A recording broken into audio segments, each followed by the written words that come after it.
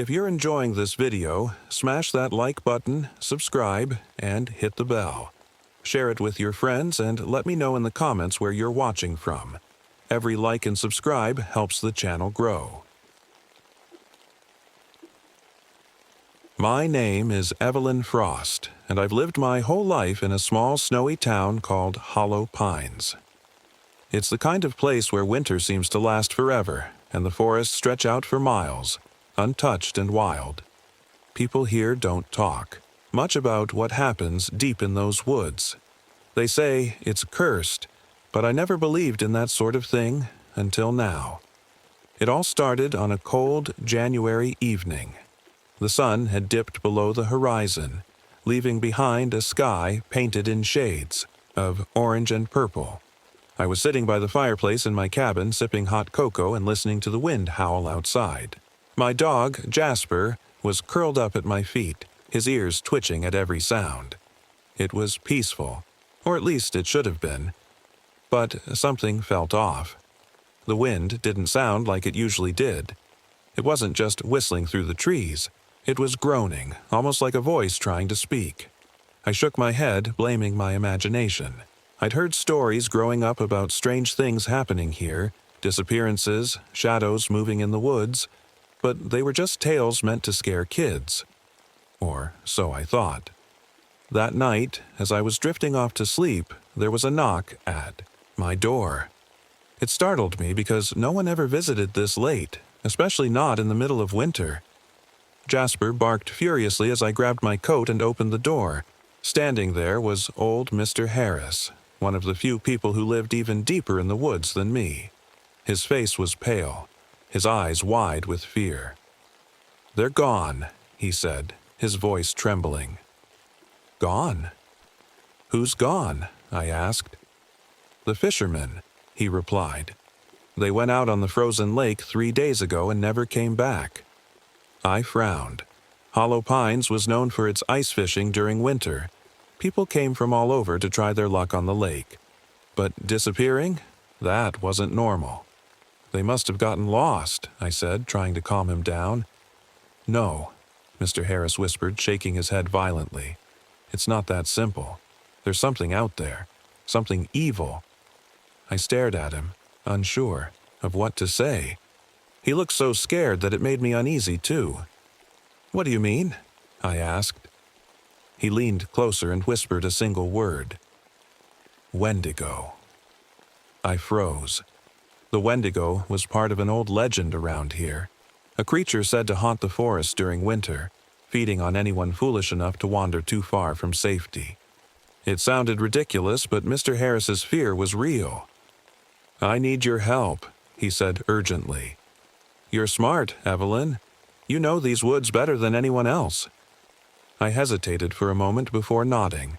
If people were missing, someone had to do something, even if it meant facing whatever was out there.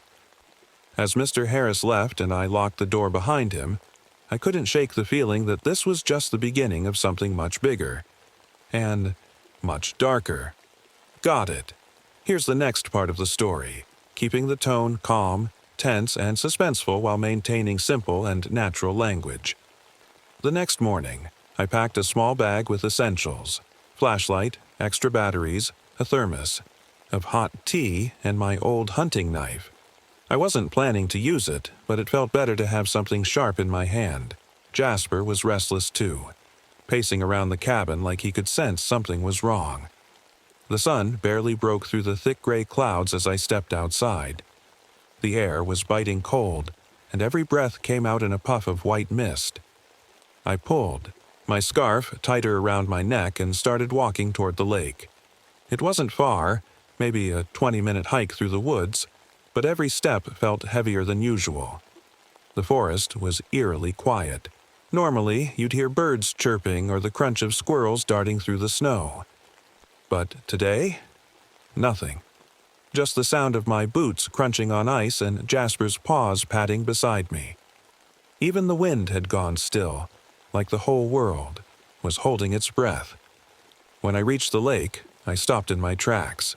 The fisherman's gear was still there, folding chairs, tackle boxes, even a half-eaten sandwich sitting on a rock. but there was no sign of them. No footprints leading away from the site, no broken ice where they might have fallen through. It was like they'd just vanished. I knelt down to examine the area more closely. That's when I noticed something strange.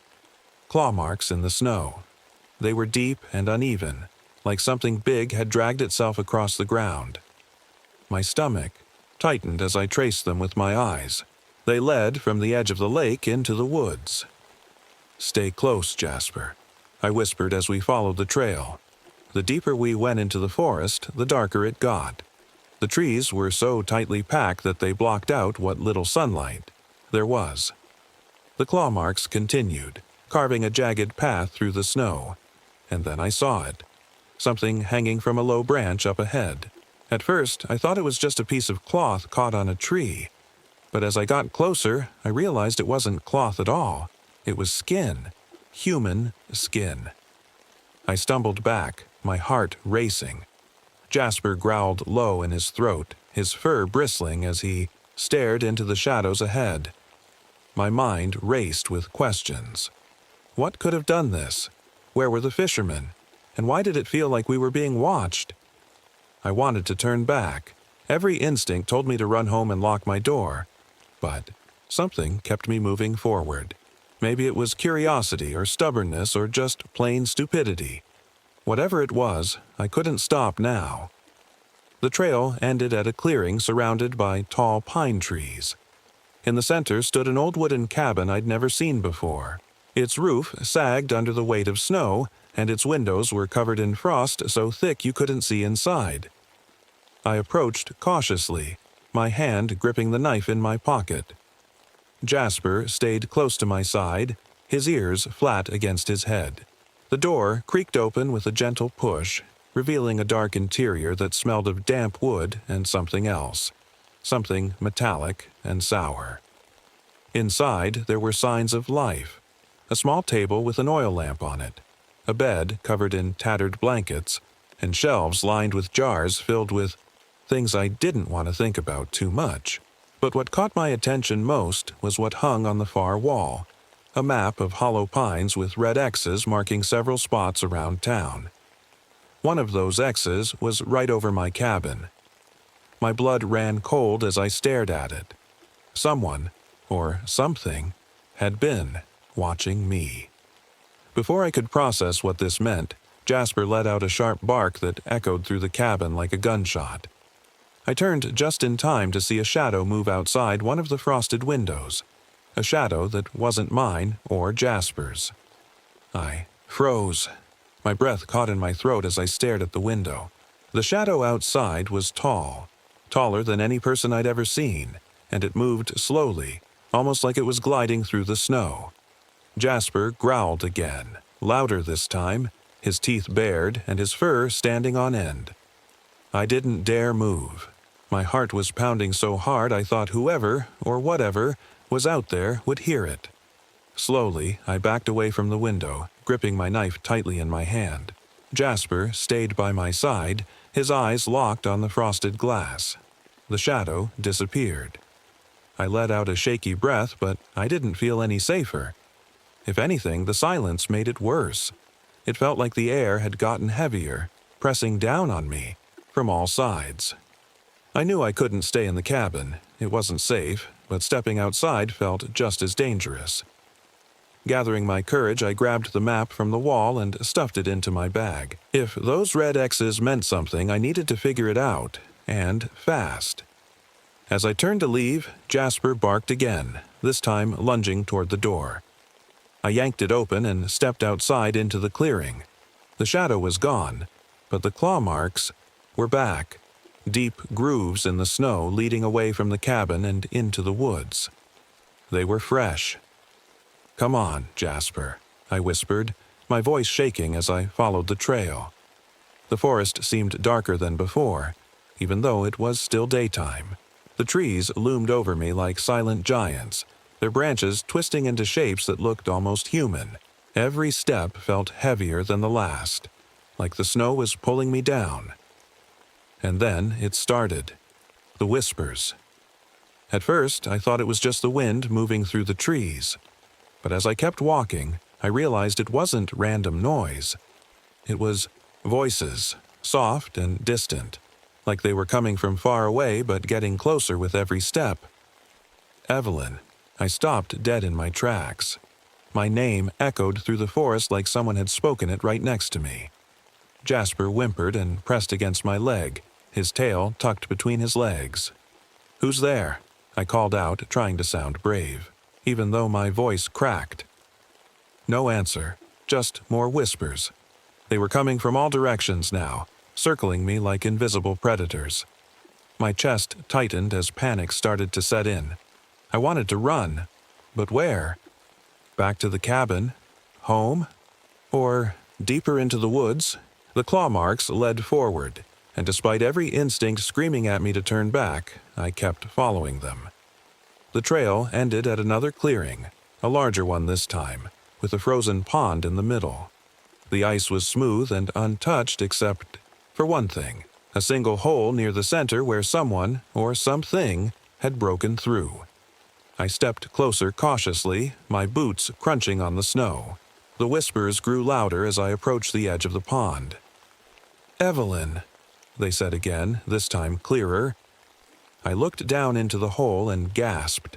There was something under the ice, a face staring up at me with wide, lifeless eyes. It was one of the fishermen. Before I could react, a sudden wave of dizziness hit me like a punch to the gut. The world spun around me as my vision blurred and darkened at the edges. The whispers grew louder and louder until they were deafening, and then everything went quiet. When I opened my eyes again, I wasn't standing by the pond anymore, I was back in my cabin. But something was wrong. The fireplace had gone cold, and Jasper was nowhere to be seen. I looked down at my hands and screamed. They weren't mine anymore. They were pale and clawed, with skin stretched tight over bones that felt too sharp to be human. I stared at my hands, trembling. My fingers were long and twisted, the nails sharp like claws. I felt sick to my stomach. This couldn't be real. It had to be a nightmare. I slapped my face, hoping to wake up, but nothing changed. The cabin was still cold and silent, and my hands, they were still wrong. "Jasper?" I called out weakly, my voice barely above a whisper. No response. I stumbled to the door, desperate to find him, or anyone who could help me. When I stepped outside, the world looked different. The snow was darker, almost gray, and the trees seemed taller than before, their branches reaching out like skeletal arms. The whispers came back. Evelyn. They sounded closer now, like they were coming from inside my head. I clutched my temples and squeezed my eyes shut, trying to block them out. But they didn't stop. If anything, they grew louder. "Come, come." I didn't know where I was going or why I was listening to those voices, but my feet started moving on their own. It was like something was pulling me forward, guiding me deeper into the woods. After what felt like hours of walking, I reached a steep hill covered in ice. At the bottom was an opening, a cave hidden beneath layers of frozen snow. The whispers were deafening now, urging me to go inside. I hesitated at first. Every instinct told me this place wasn't safe. But something about it felt familiar, like I'd been here before, or like it had been waiting for me all along. The moment I stepped inside the cave, the temperature dropped even lower. My breath came out in thick clouds as I moved deeper into the darkness. The walls glistened with ice crystals that sparkled in the faint light filtering through cracks above.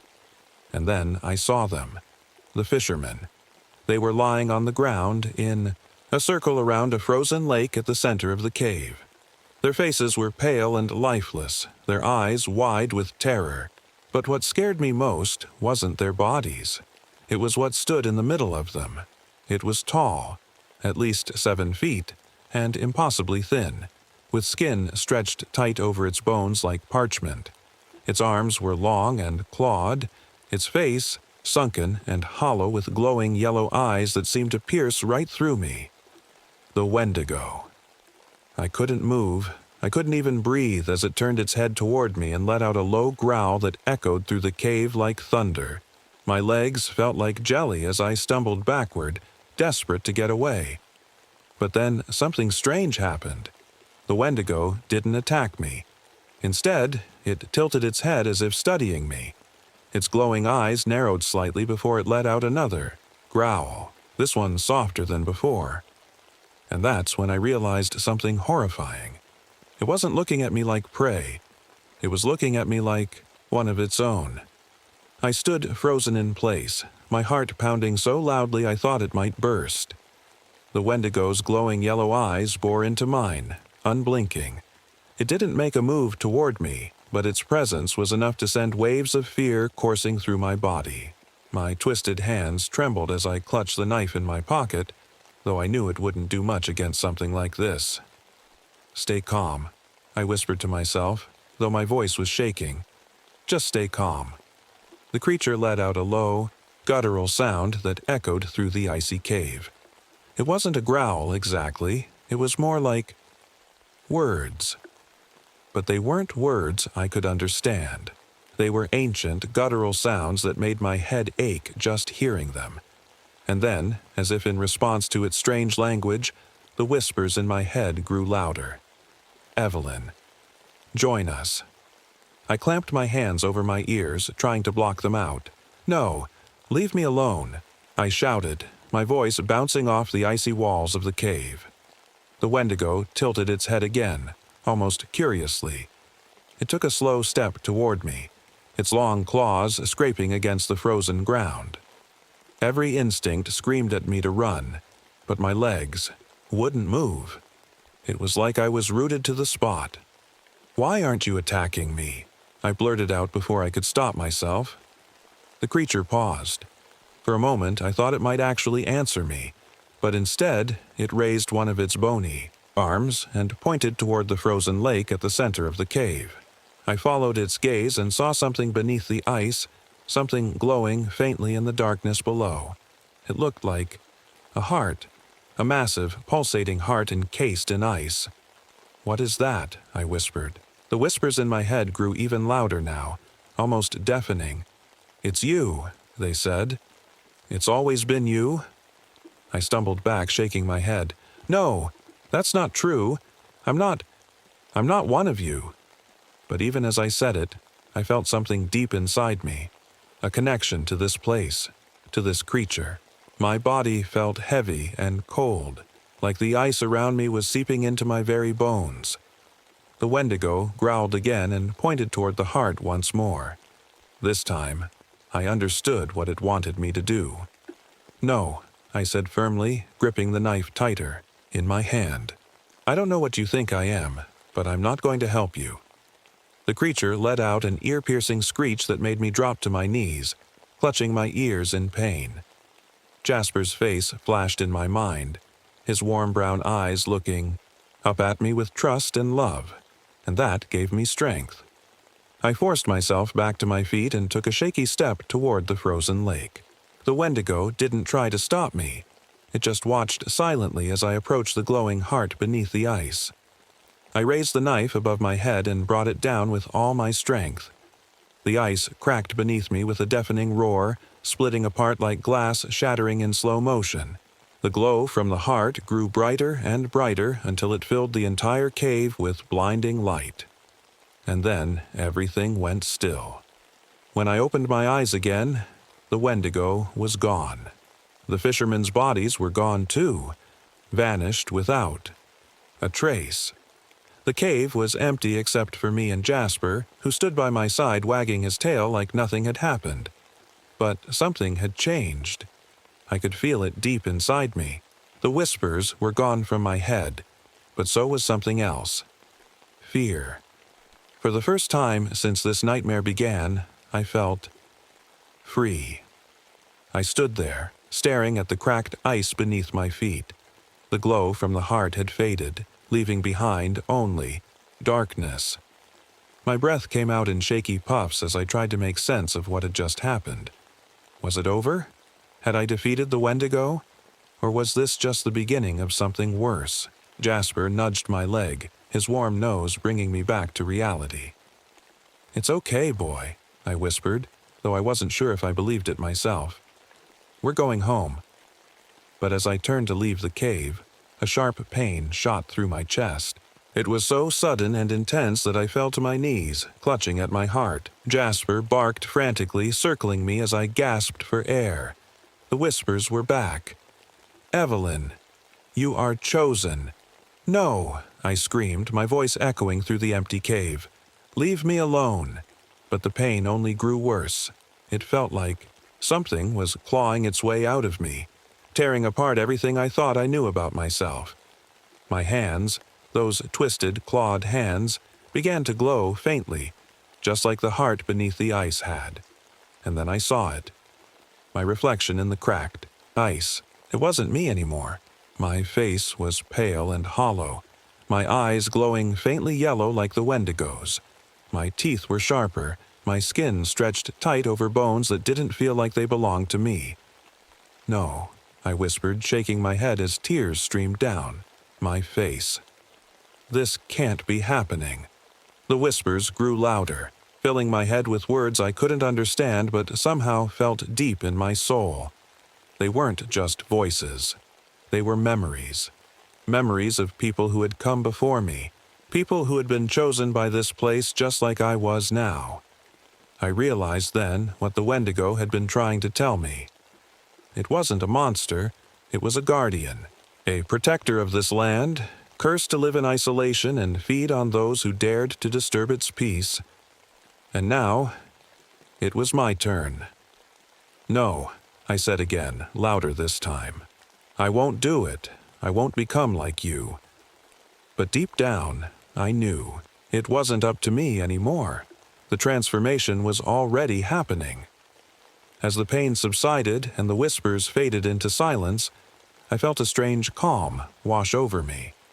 My body no longer felt foreign. It felt powerful. The cold that had once bitten at my skin now felt comforting, like an old friend wrapping me in its embrace. Jasper barked again, his tail wagging nervously as he looked up at me with wide eyes. He didn't seem scared, just confused.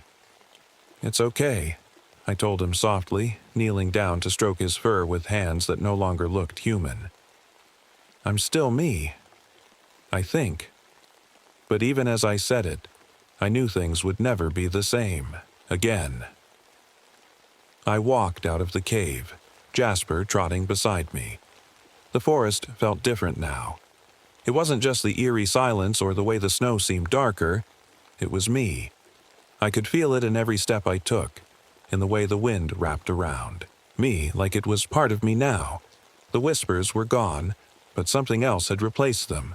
A deep connection to the woods, to the snow-covered ground beneath my feet, and to the icy air that filled my lungs. I wasn't Evelyn Frost anymore. Not completely. I was something more. As I made my way back to my cabin, I noticed things I hadn't before. The faint sound of water flowing beneath the frozen lake, the way the trees seemed to sway even without wind, and the distant cries of animals warning each other of my presence. It was like the forest had come alive for me, revealing secrets it had kept hidden from everyone else. When I reached my cabin, it looked just as I'd left it, small and cozy with smoke still curling from the chimney. But as I stepped inside, I realized that this place no longer felt like home. It was too warm, too small, too human. Jasper jumped onto his favorite spot by the fireplace and wagged his tail. He didn't seem to notice how much had changed. Or maybe he did, but didn't. Kare. To him, I was still Evelyn. I sat down at the table and pulled out the map I'd taken from the cabin in the woods. The red X's stared back at me like warnings, or invitations.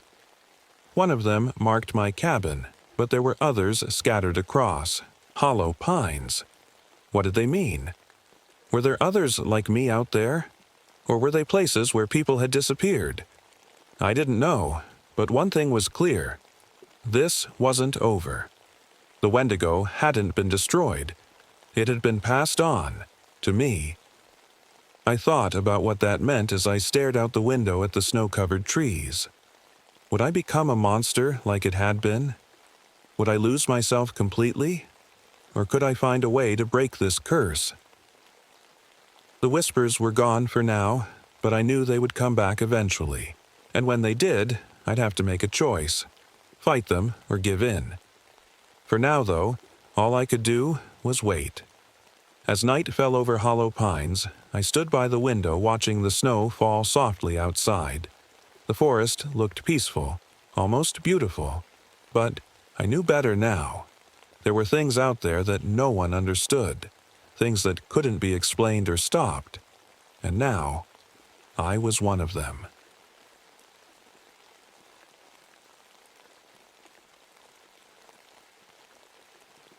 My name is Malcolm Everett.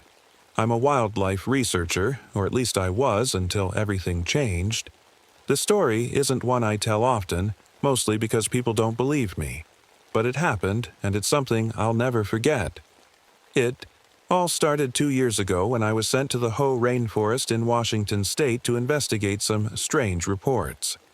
People said the wildlife was acting weird, disappearing without explanation. Some even claimed to hear voices deep in the woods, voices that didn't belong to any human.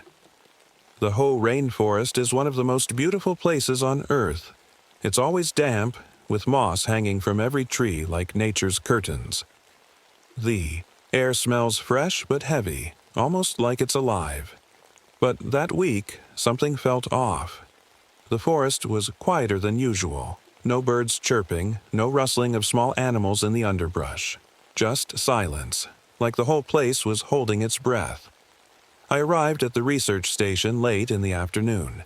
It was a small wooden cabin surrounded by towering trees and endless greenery. My team had been stationed there for weeks before me, but when I stepped inside, the place was empty.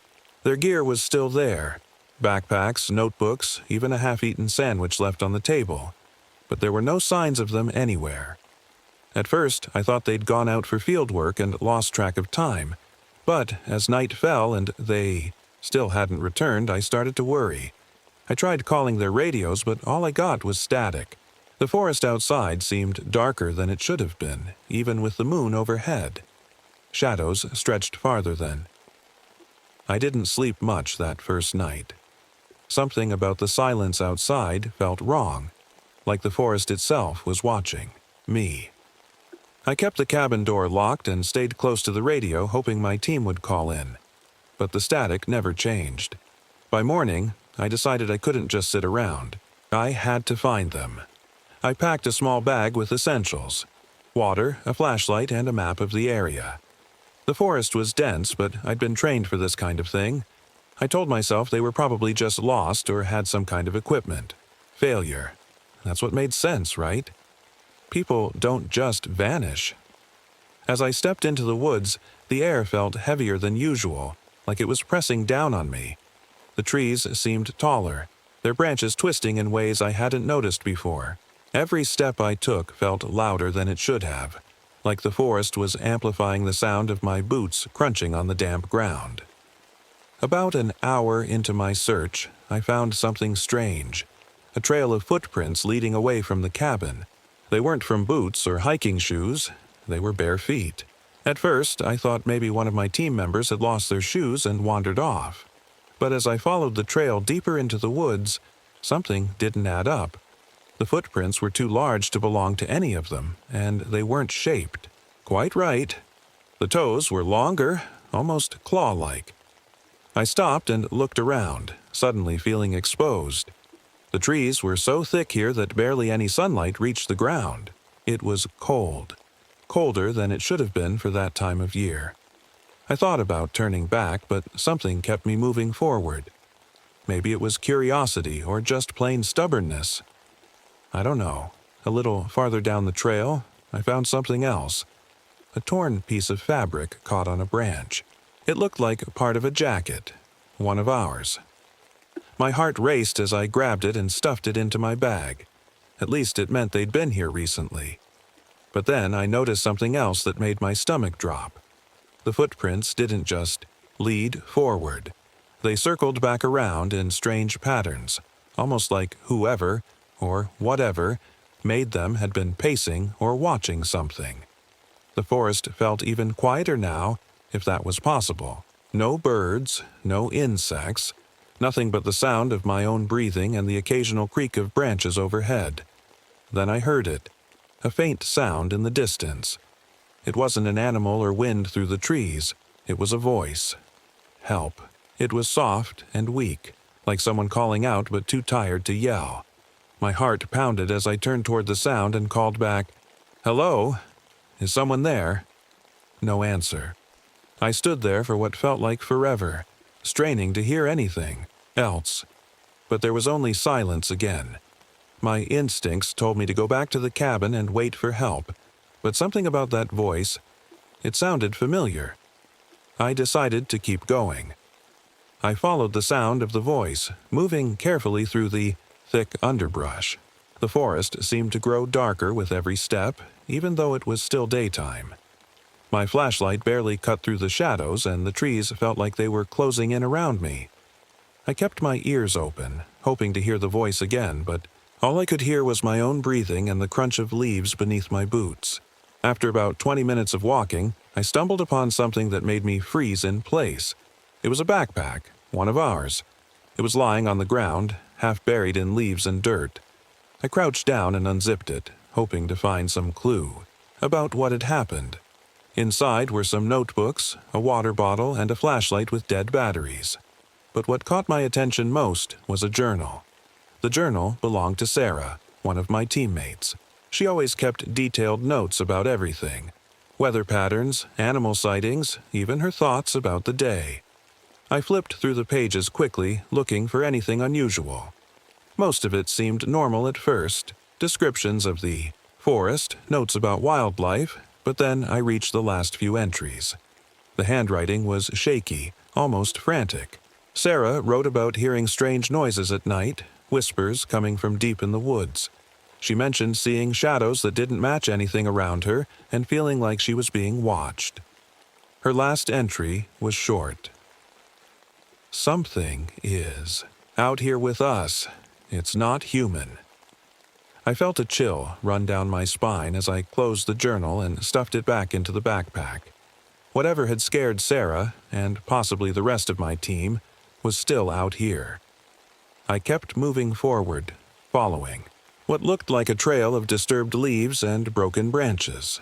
It wasn't much to go on, but it was better than nothing. As I walked, I started noticing other strange things. Scratches on tree trunks that looked too deep to be made by any animal I knew, piles of rocks stacked in odd formations, and more, footprints that seemed to appear out of nowhere. Then I found something that stopped me cold. A campsite. It wasn't ours. It looked older, abandoned for weeks or maybe months. There were rusted cooking pots scattered around, a torn tent flapping weakly in the breeze, and scraps of paper littering the ground. I picked up one of the papers and saw it was covered in scribbled writing. Most of it didn't make sense, just random words and symbols, but one sentence stood out. "Don't follow the voices." I dropped the paper and stepped back from the campsite, my heart pounding in my chest. Whoever had been here before clearly hadn't left willingly. As I turned to leave, I heard something behind me, a faint rustling sound coming from inside the torn tent. My hands shook as I reached for my flashlight and pointed it toward the opening. "Hello?" I called out. No answer. I took a step closer, my flashlight trembling in my hand. The rustling grew louder, like something, or someone, was moving inside. "Is anyone there?" I asked again. Suddenly, a gust of wind blew through the trees, making the tent flap wildly and nearly knocking me off balance. When it settled again, there was nothing inside, just an empty sleeping bag covered in dirt. I backed away quickly, feeling like I'd just walked into someone else's nightmare. I left the abandoned campsite as quickly as I could. My instincts were screaming at me to go back to the cabin and call for help, but I couldn't shake the feeling that my team was still out there, somewhere. I kept following the trail, if you could even call it that. of broken branches and disturbed leaves. The deeper I went into the forest, the stranger everything became. The air felt colder now, almost icy, and the silence was deafening. It wasn't just quiet. It was like the forest had stopped breathing. No birds, no wind, not even the sound of my own footsteps seemed right. It was as if the world had been muted. Then I saw it. At first, I thought it was just another shadow among the trees. But as I got closer, I realized it wasn't a shadow at all. It was something else. It stood about 7 feet tall, its body covered in dark, matted fur.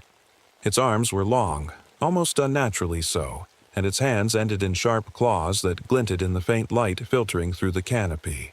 But it wasn't its body that terrified me the most. It was its eyes. They were glowing faintly, like embers in a dying fire, and they seemed to pierce right through me. For a moment, I couldn't move. I couldn't even breathe. It didn't make a sound as it stared at me, but somehow I could feel it in my head. It was like a voice, not one I could hear with my ears, but one that echoed inside my mind. It wasn't speaking words exactly, but I could feel its intent. Curiosity mixed with something darker. Hunger. I don't know how long I stood there frozen in place. Seconds, minutes. Time didn't seem to work right anymore. Then, without warning, it moved. It didn't run or lunge. It just seemed to glide between the trees, disappearing into the shadows as quickly as it had appeared. My legs finally started working again, and I stumbled backward, nearly tripping over a root. My heart was pounding so hard it felt like it might burst out of my chest. Whatever that thing was, it wasn't human, and it wasn't an animal either. I wanted to turn around and run back to the cabin, but something stopped me. In the dirt where the creature had been standing, there was something shiny, a small metal object reflecting the light of my flashlight. I hesitated before stepping closer to look at it. When I picked it up, my stomach sank. It was Sarah's compass, the one she always carried with her on fieldwork trips. The strap was broken and stained with something dark that looked too much like blood. That's when I realized something terrifying. This thing wasn't just wandering through the forest randomly. It had been following them, my team, and now it was following me. I shoved the compass into my pocket and forced myself to keep moving forward. Every instinct told me to run back to safety, but I couldn't leave without knowing what had happened to Sarah and the others. As I walked deeper into the woods, I started noticing more signs, scraps of clothing snagged on branches, broken equipment scattered on the ground, and always those strange footprints circling around them like some kind of sick game. The feeling of being watched never went away.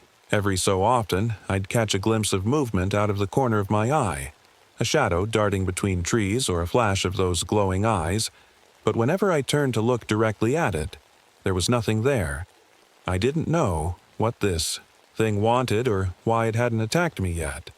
All I knew was that it wasn't going to let me leave easily. I kept walking, even though every part of me wanted to turn back. The forest seemed endless, and the deeper I went, the stranger it became. The trees were twisted now, their branches reaching out like claws. The ground felt softer, almost like it was breathing beneath my feet. I couldn't shake the feeling that I was being led somewhere, not by a trail, but by something unseen, indeed, what felt like hours. I came across something unexpected, a clearing. It was small and surrounded by trees so thick they blocked out most of the light. In the center of the clearing was a hole in the ground, a mine shaft. The opening was surrounded by old wooden beams that looked like they'd been there for decades, maybe longer. Rusted tools and broken lanterns were scattered around, half buried in dirt and moss. I didn't know why, but I felt drawn to it. Maybe it was hope that my team had taken shelter inside, or maybe it was something else entirely. Either way, I couldn't walk away. I stepped closer and peered into the mine shaft. It was dark, so dark that even my flashlight couldn't reach the bottom. The air coming from inside smelled damp and metallic, like wet stone mixed with something rotten. I hesitated before climbing down the old wooden ladder that led into the depths. The ladder creaked under my weight, and every step felt like it might be my last. When I finally reached the bottom, I found myself in a narrow tunnel that stretched out in both directions. The walls were rough stone, covered in patches of moss and strange markings, symbols carved into the rock that didn't look natural. I turned to the left and started walking, my flashlight cutting through the darkness. Ahead of me, the tunnel twisted and turned, growing colder with every step. My breath came out in white puffs now, and my hands were shaking, not just from fear, but from the chill that seemed to seep into my bones. Then I saw it, a pile of belongings scattered. And across the tunnel floor, backpacks, notebooks, jackets, all things that belonged to my team. My heart sank as I knelt down to examine them. There were scratches on some of the items, deep gouges that looked like they'd been made by claws. Nearby, there was something else, a notebook lying open on the ground. It wasn't Sarah's. It belonged to Mark, another member of my team. His handwriting was messy but readable. "We're trapped down here. It's watching us. We tried to leave, but it won't let us go." The last line sent chills down my spine. It's not just a creature. It's something older, something we shouldn't have disturbed. I stood up quickly, my flashlight shaking in my hand as I scanned the tunnel ahead. That's when I heard it. A low growl coming from somewhere deep in the mine. It wasn't like any animal sound I'd ever heard. It was guttural and bone-chilling, vibrating through the walls like thunder trapped underground. My instincts screamed at me to run, but my legs wouldn't move. The growling grew louder, closer, until I could feel it in my chest like a drumbeat. Then I saw them, two glowing eyes staring at me from the darkness ahead. It wasn't alone. I froze as the glowing eyes stared back at me, unblinking and filled with something I couldn't describe, something ancient and predatory. My flashlight flickered, and for a moment the tunnel was plunged into darkness. When the light came back on, the creature was closer. I could see its outline now, tall, hunched, and covered in fur that looked damp and matted. Its claws scraped against the stone walls as it moved forward, but it didn't make a sound otherwise. I wanted to run, but my legs felt like they were cemented to the ground. My breathing was shallow, and my heart felt like it might burst out of my chest. Then it happened. The thing spoke to me, not with words, not out loud, but inside my head. At first, it was just a whisper, soft and faint, like someone murmuring in another room. But then it grew louder, clearer. It wasn't speaking in sentences or even words I could understand. It was showing me things. Images flashed through my mind so quickly I couldn't process them. Shadows moving through the forest, faces twisted in fear, hands clawing at the dirt. Then came the memories. It was like the creature had reached inside me and pulled out every painful moment I'd ever buried deep down. I saw my father's funeral, the day I lost him to a heart attack when I was just a kid. I saw the fight I had with Sarah before this trip, the harsh words we exchanged that I never got to take back. And worst of all, I saw myself standing alone, in the cabin, realizing that if I didn't find my team soon, they might be gone forever. The images overwhelmed me, crashing over me like waves until I couldn't tell what was real anymore. My knees buckled, and I fell to the ground, clutching my head as if that could stop it. The growling grew louder in my ears, but it wasn't coming from outside anymore. It was inside me. I don't know how long it lasted. Seconds? Minutes? It felt like an eternity. But then, just as suddenly as it started, it stopped. The tunnel was silent again except for my ragged breathing. When I looked up, the creature was gone. Or at least I thought it was. I scrambled to my feet and backed, away from where it had been standing. My flashlight flickered again, but this time it stayed on long enough for me to see something carved into the wall where the creature had been. A symbol. a circle with jagged lines radiating outward like a sunburst. It wasn't random. It meant something. I didn't know what compelled me to do it, but I reached out and touched the symbol with my fingertips. The stone felt warm under my hand, almost alive. That's when another image flashed through my mind. This one, clearer than all the others. It showed a grove of trees somewhere deep in the forest, a place untouched by time or human hands. In the center of the grove stood an ancient altar made of stone, covered in moss and surrounded by glowing symbols like the one on the wall. I didn't understand what it meant yet, but one thing was clear. If I wanted to survive, and if I wanted to save my team, I had to find that grove. I climbed out of the mine as fast as I could, my hands shaking on the ladder rungs.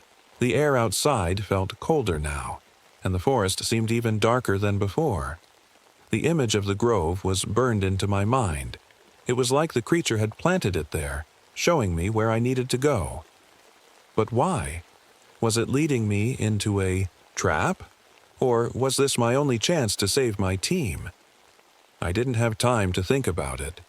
I adjusted my flashlight and started walking in the direction I thought the grove might be. The forest was silent again, but this time, the silence felt heavier, like it was pressing down on me with every step. My boots sank into the damp ground, and the trees seemed to shift around me, their twisted branches forming shapes that looked almost human.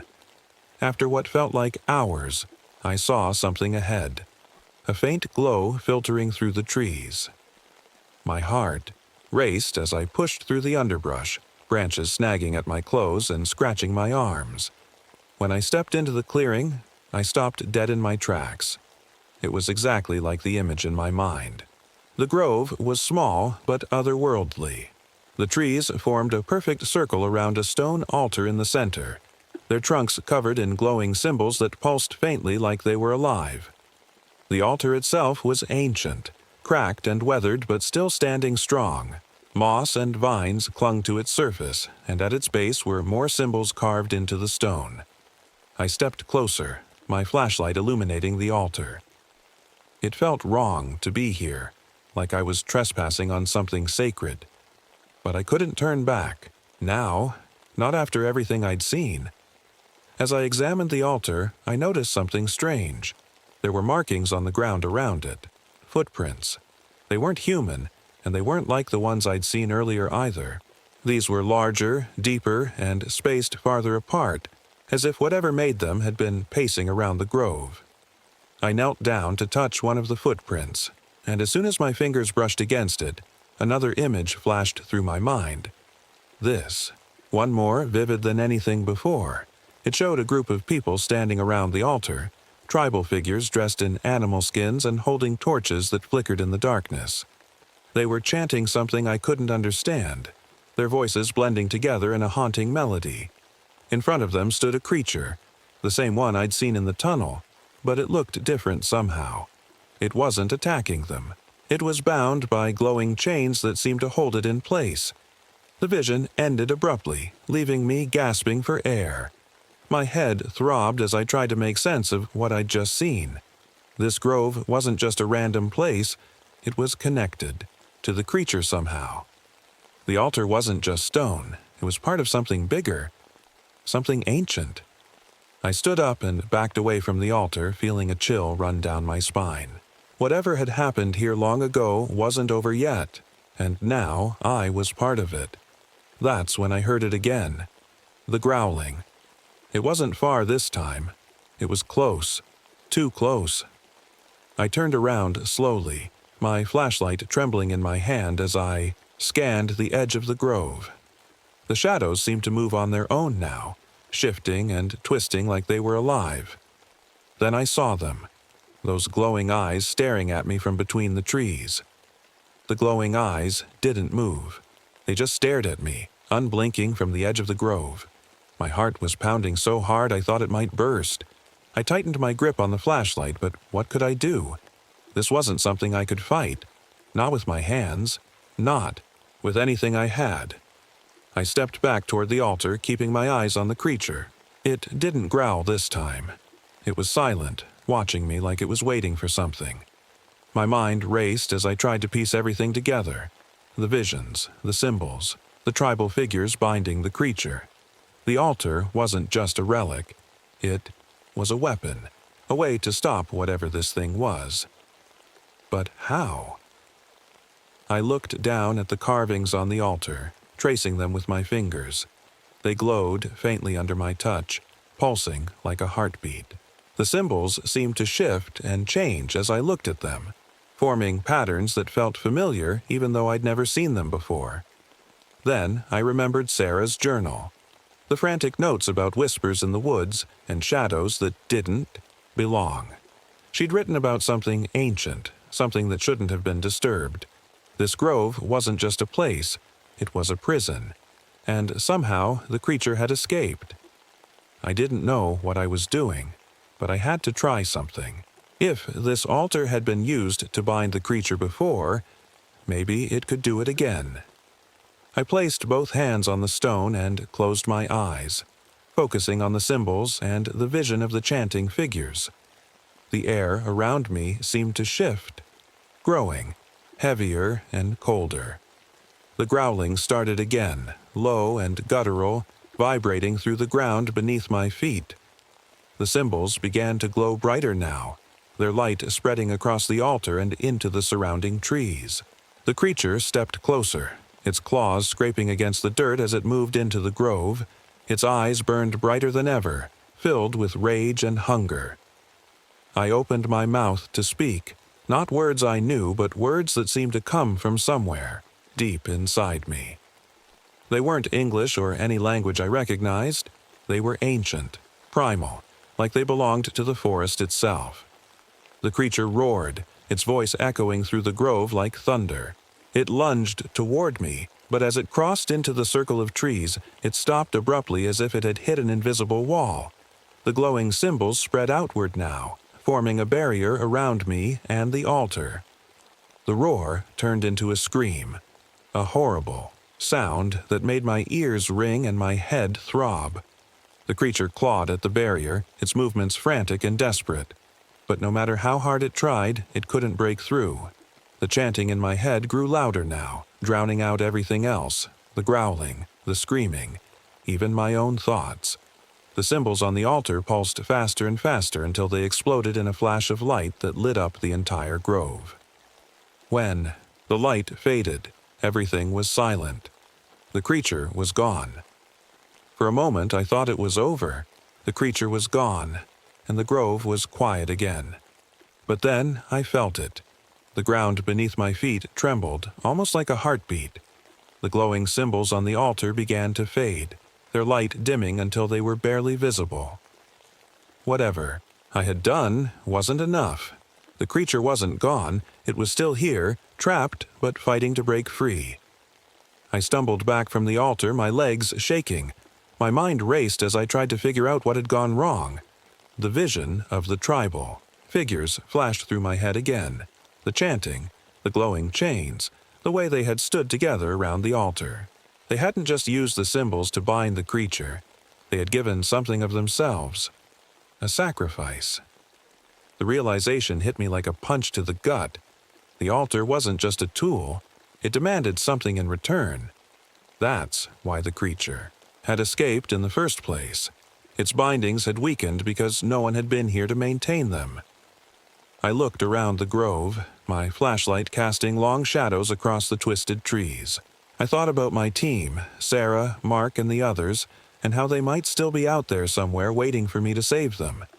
If I didn't do this now, if I didn't stop this thing for good, it would keep hunting them. And anyone else who came into these woods. I took a deep breath and stepped back toward the altar. My hands trembled as I placed them on the cold stone again. The symbols flared to life under my touch, brighter than before, almost blinding. The air around me grew heavy, pressing down on my chest like a weight. "I'm not afraid of you," I whispered, though my voice shook with every word. The growling returned, louder this time, echoing all around me. The creature's eyes appeared again at the edge of the grove, glowing like fire in the darkness. It paced back and forth just outside the circle of trees, unable to enter but watching me with a hunger that made my skin crawl. I closed my eyes and focused on the symbols, letting their energy flow through me. My thoughts turned to Sarah. Her laugh, her determination, the way she always pushed me to be better. If this was what it took to save her and everyone else, then so be it. The chanting started again, not in my voice but in my mind. It was louder now, filling every corner of my thoughts until there was no room for fear or doubt.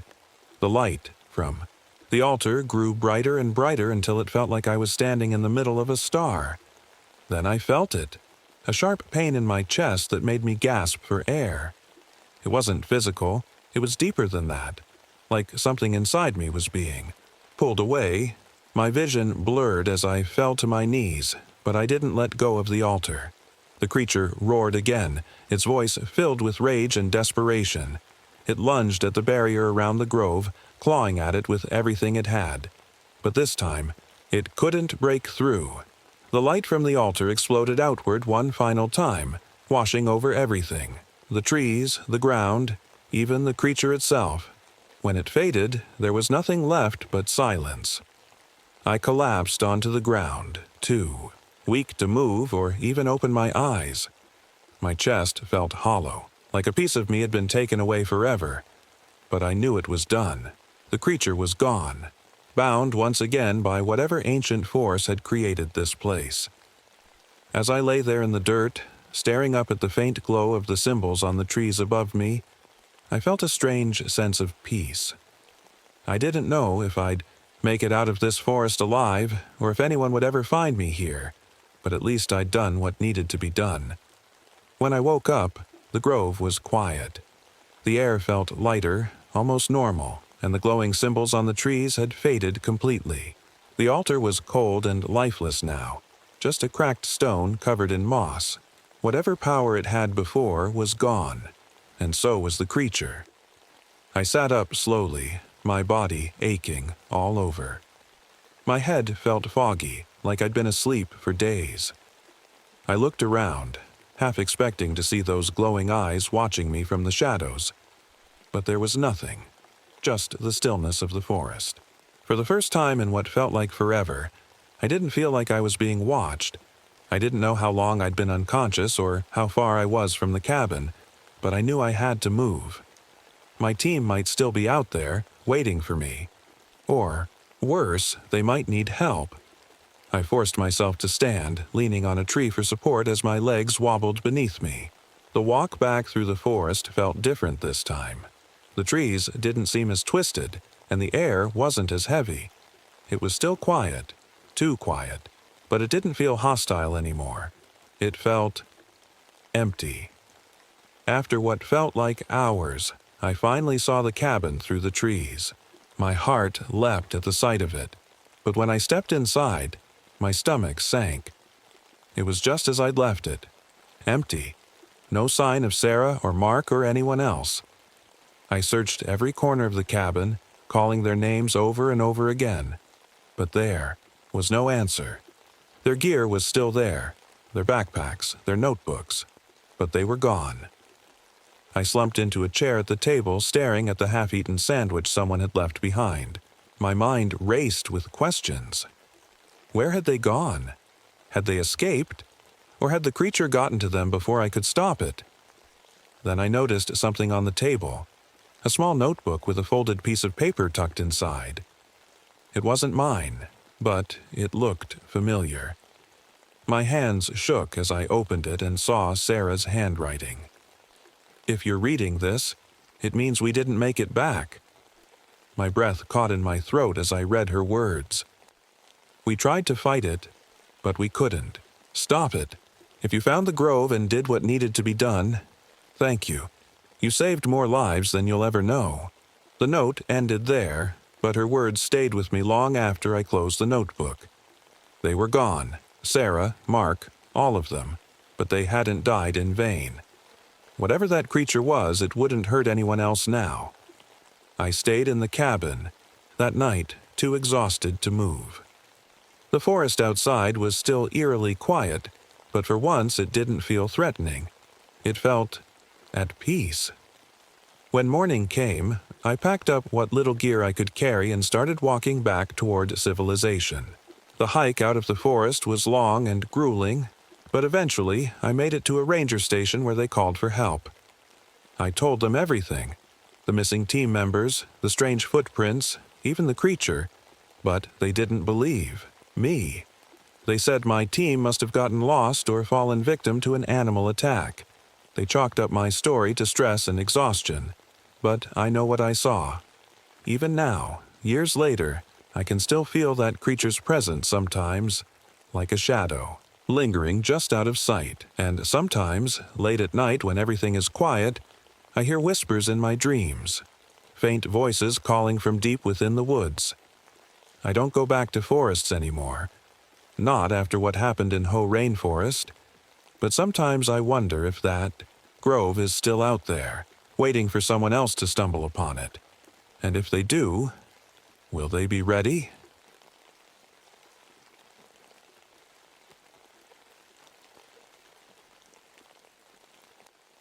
My name is Caleb Hawkins.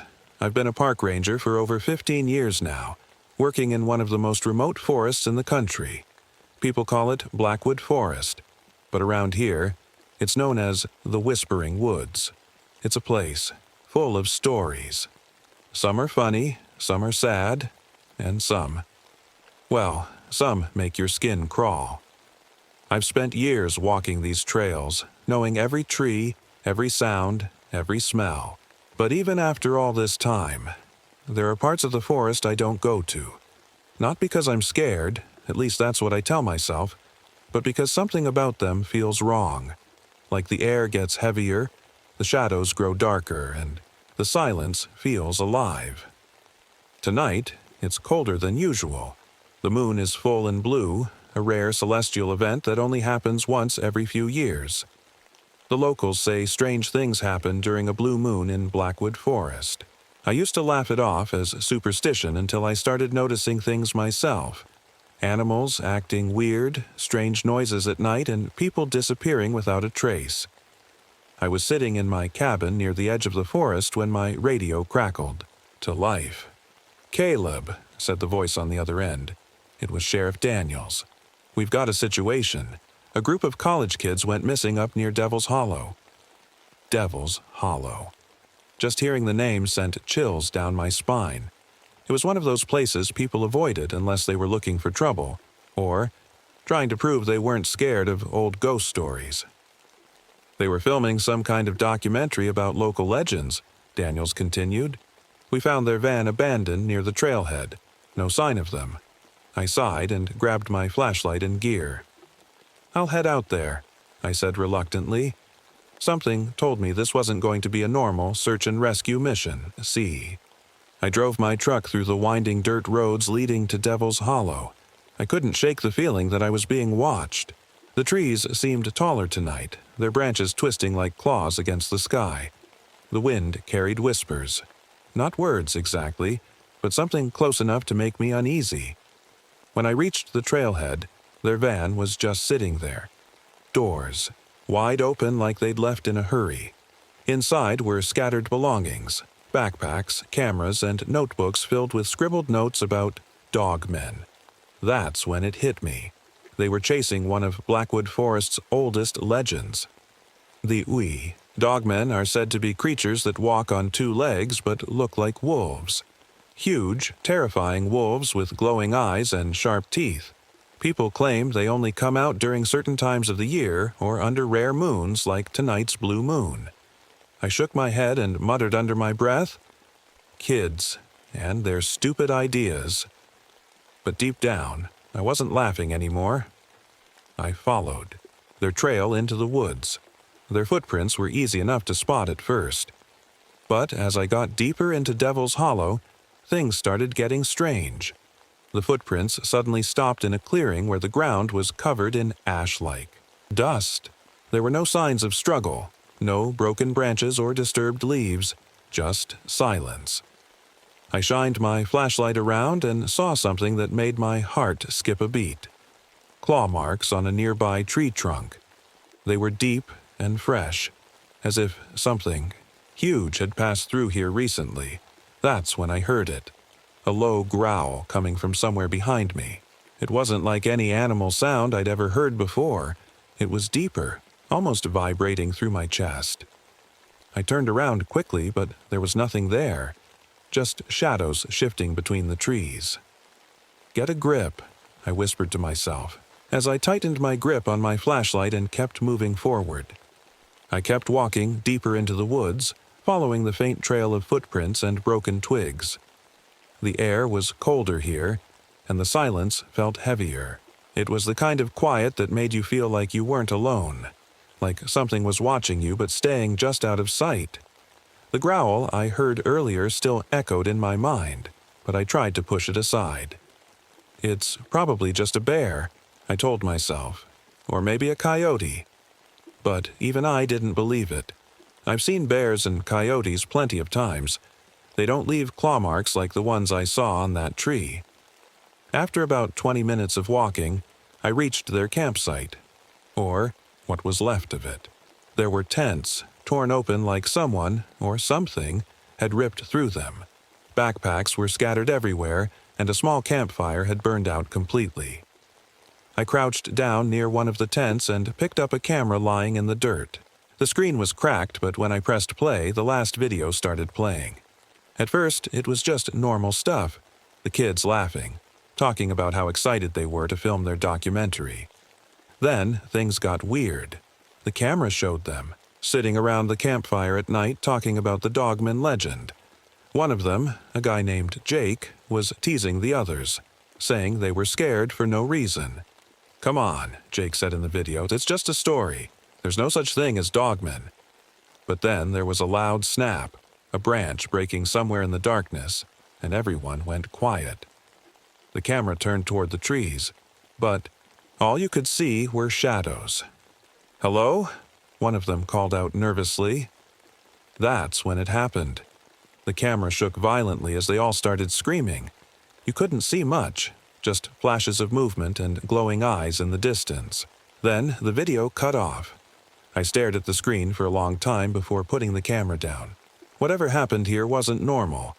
I stood up and looked around, shining my flashlight into the trees. "Jake? Sarah? Anyone?" I called out, but my voice sounded small in this endless forest. That's when I noticed something strange. Trail leading away from the campsite.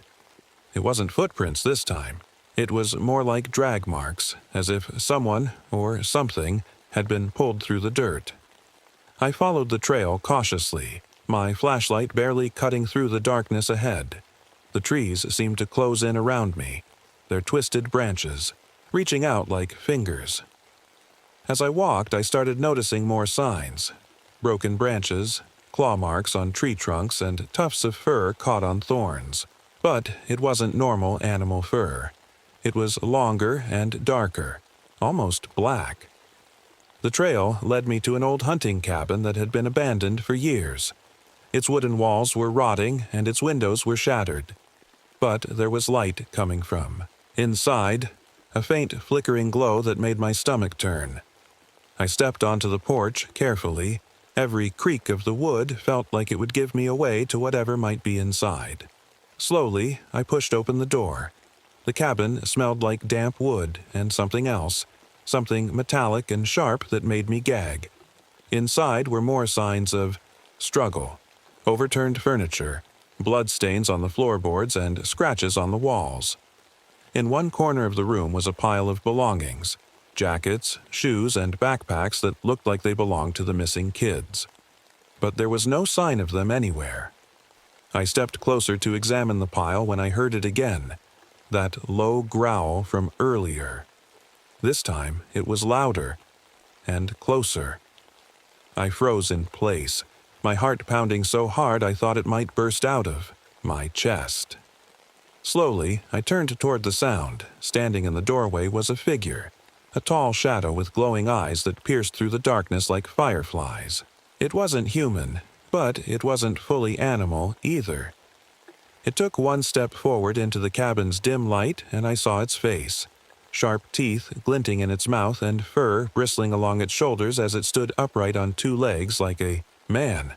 I didn't wait to find out what it wanted. I bolted out of there as fast as I could, running blindly into the woods until my legs felt like they would give out. I don't know how long I ran.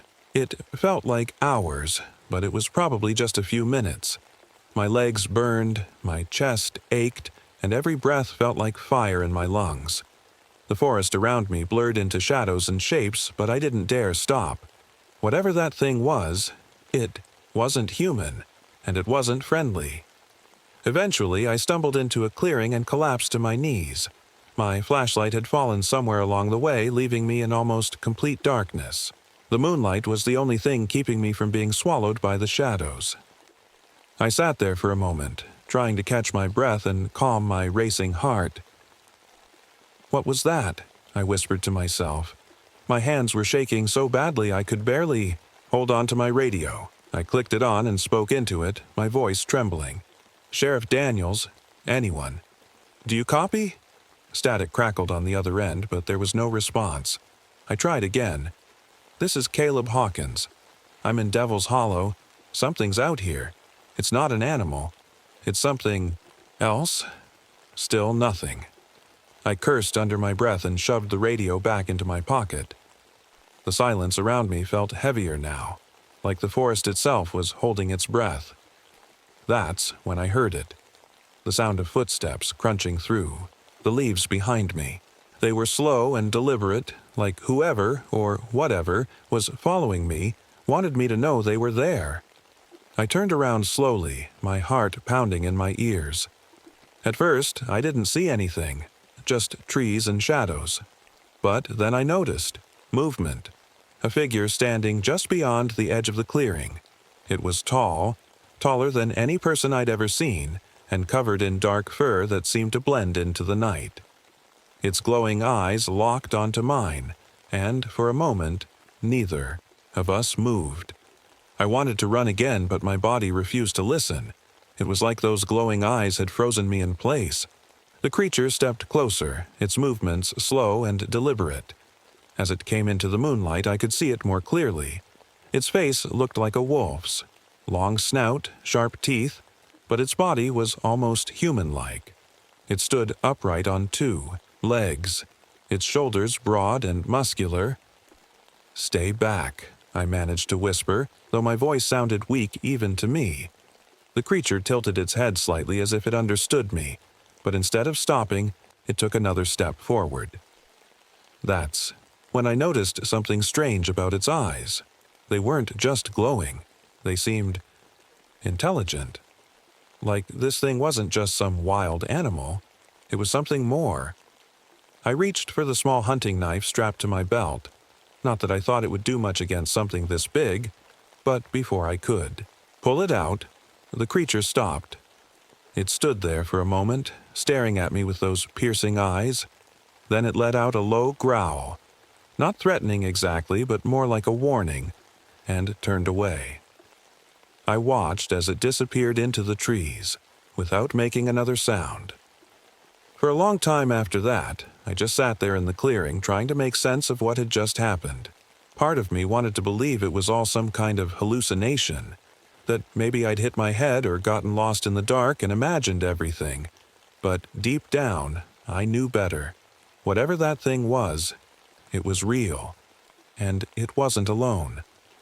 I don't know how long I stayed in that clearing. It could have been minutes, or it could have been hours. My mind was racing, trying to piece together what I'd just seen. Was it protecting me? Was it warning me? Or was it just toying with me? Eventually, I forced myself to stand. My legs felt like jelly, but I knew I couldn't stay there forever. Whatever that thing was, it had left for now. But something told me it wasn't gone for good. I needed answers. And I needed to find those kids. I grabbed my compass from my pocket and tried to get my bearings. The trail leading from the campsite had brought me here, but the drag marks, they kept going deeper into the forest. Part of me wanted to turn back, to head for safety and let someone else deal with this. But I couldn't do that. Not when lives were at stake. So I followed the marks.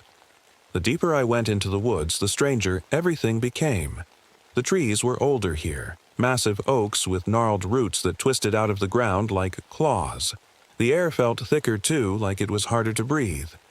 And then I saw it. At first, it looked like just another tree, a massive one with a trunk so wide it would take 3 people holding hands to wrap around it. But as I got closer, I realized there was something hidden beneath its roots, an opening. It was a cave. The drag marks led straight into it. I stopped at the entrance and shined my flashlight inside. The beam barely pierced the darkness, but I could see enough to know this wasn't just some animal den. The walls were smooth in places, like they'd been carved by hand. And there were markings, symbols scratched into the stone that looked ancient. I hesitated for a moment before stepping inside. The air was damp and cold, and every sound echoed off the walls. My footsteps, my breathing, even the faint drip of water somewhere in the distance. As I moved deeper into the cave, the symbols on the walls became more frequent and more disturbing. They showed figures standing in a circle around what looked like a giant wolf. In some of them, the wolf was standing upright like a man. There were other drawings, too, ones that showed people being dragged into the forest and changed. Their bodies twisted and stretched until they became something else, something not quite human and not quite animal.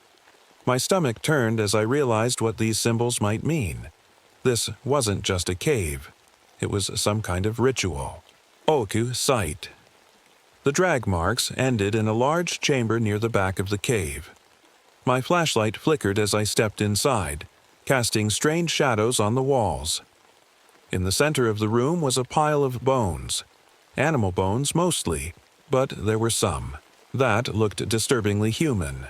Around them were more symbols etched into the floor, forming a circle. And then I saw it, a small camera lying near one of the bones. I picked it up carefully and pressed play on the last video file. The screen lit up with shaky footage of one of the kids, a girl named Sarah, holding the camera as she whispered frantically into it. "We found this cave," she said, her voice trembling. "Jake thought it was cool. He said we should check it out for our documentary. But something's wrong here." She turned the camera toward one of the walls, showing more of those strange symbols before pointing it back at herself. "We heard noises," she continued, "growling, footsteps. They're getting closer." Suddenly, there was a loud crash in the video, and Sarah screamed as something lunged toward her from out of frame. The screen went black after that. I stared at the camera in my hands, my heart pounding in my chest. Whatever happened to Sarah and Jake, it had started here in this cave. And then I heard it again, that growl. It echoed through the chamber like thunder, low and deep enough to make my bones vibrate. Slowly, I turned toward the sound. Standing at the entrance to the chamber was another one of those creatures. But this one was different from the one I'd seen earlier.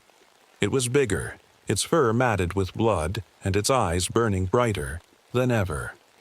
It stepped into the room slowly, its claws clicking against the stone floor as it moved closer to me. I backed away instinctively until my back hit one of the walls. My knife felt useless in my hand. I knew there was no way I could fight something like this and win. The creature stopped just a few feet away from me and let out a low snarl that sent shivers down my spine. Its eyes locked onto mine again, just like before. And for a moment, everything else faded away. Then it did something unexpected. It turned its head slightly toward one of the other tunnels leading out of the chamber and growled again, this time louder. It wasn't looking at me anymore. It was looking past me, at something else coming down that tunnel. I froze, my back pressed against the cold stone wall of the cave. The growling from the creature in front of me grew louder, but its glowing eyes weren't on me anymore. They were fixed on the tunnel, behind me. Whatever was coming, it wasn't good. I didn't dare move. My mind raced with questions. Was it another one of those creatures? Were there more of them? What was happening here? The sound of footsteps echoed through the tunnel. Slow, and steady, like someone or something was taking its time. The creature in front of me lowered itself slightly, its muscles tensing as if it was preparing to attack. And then I saw it.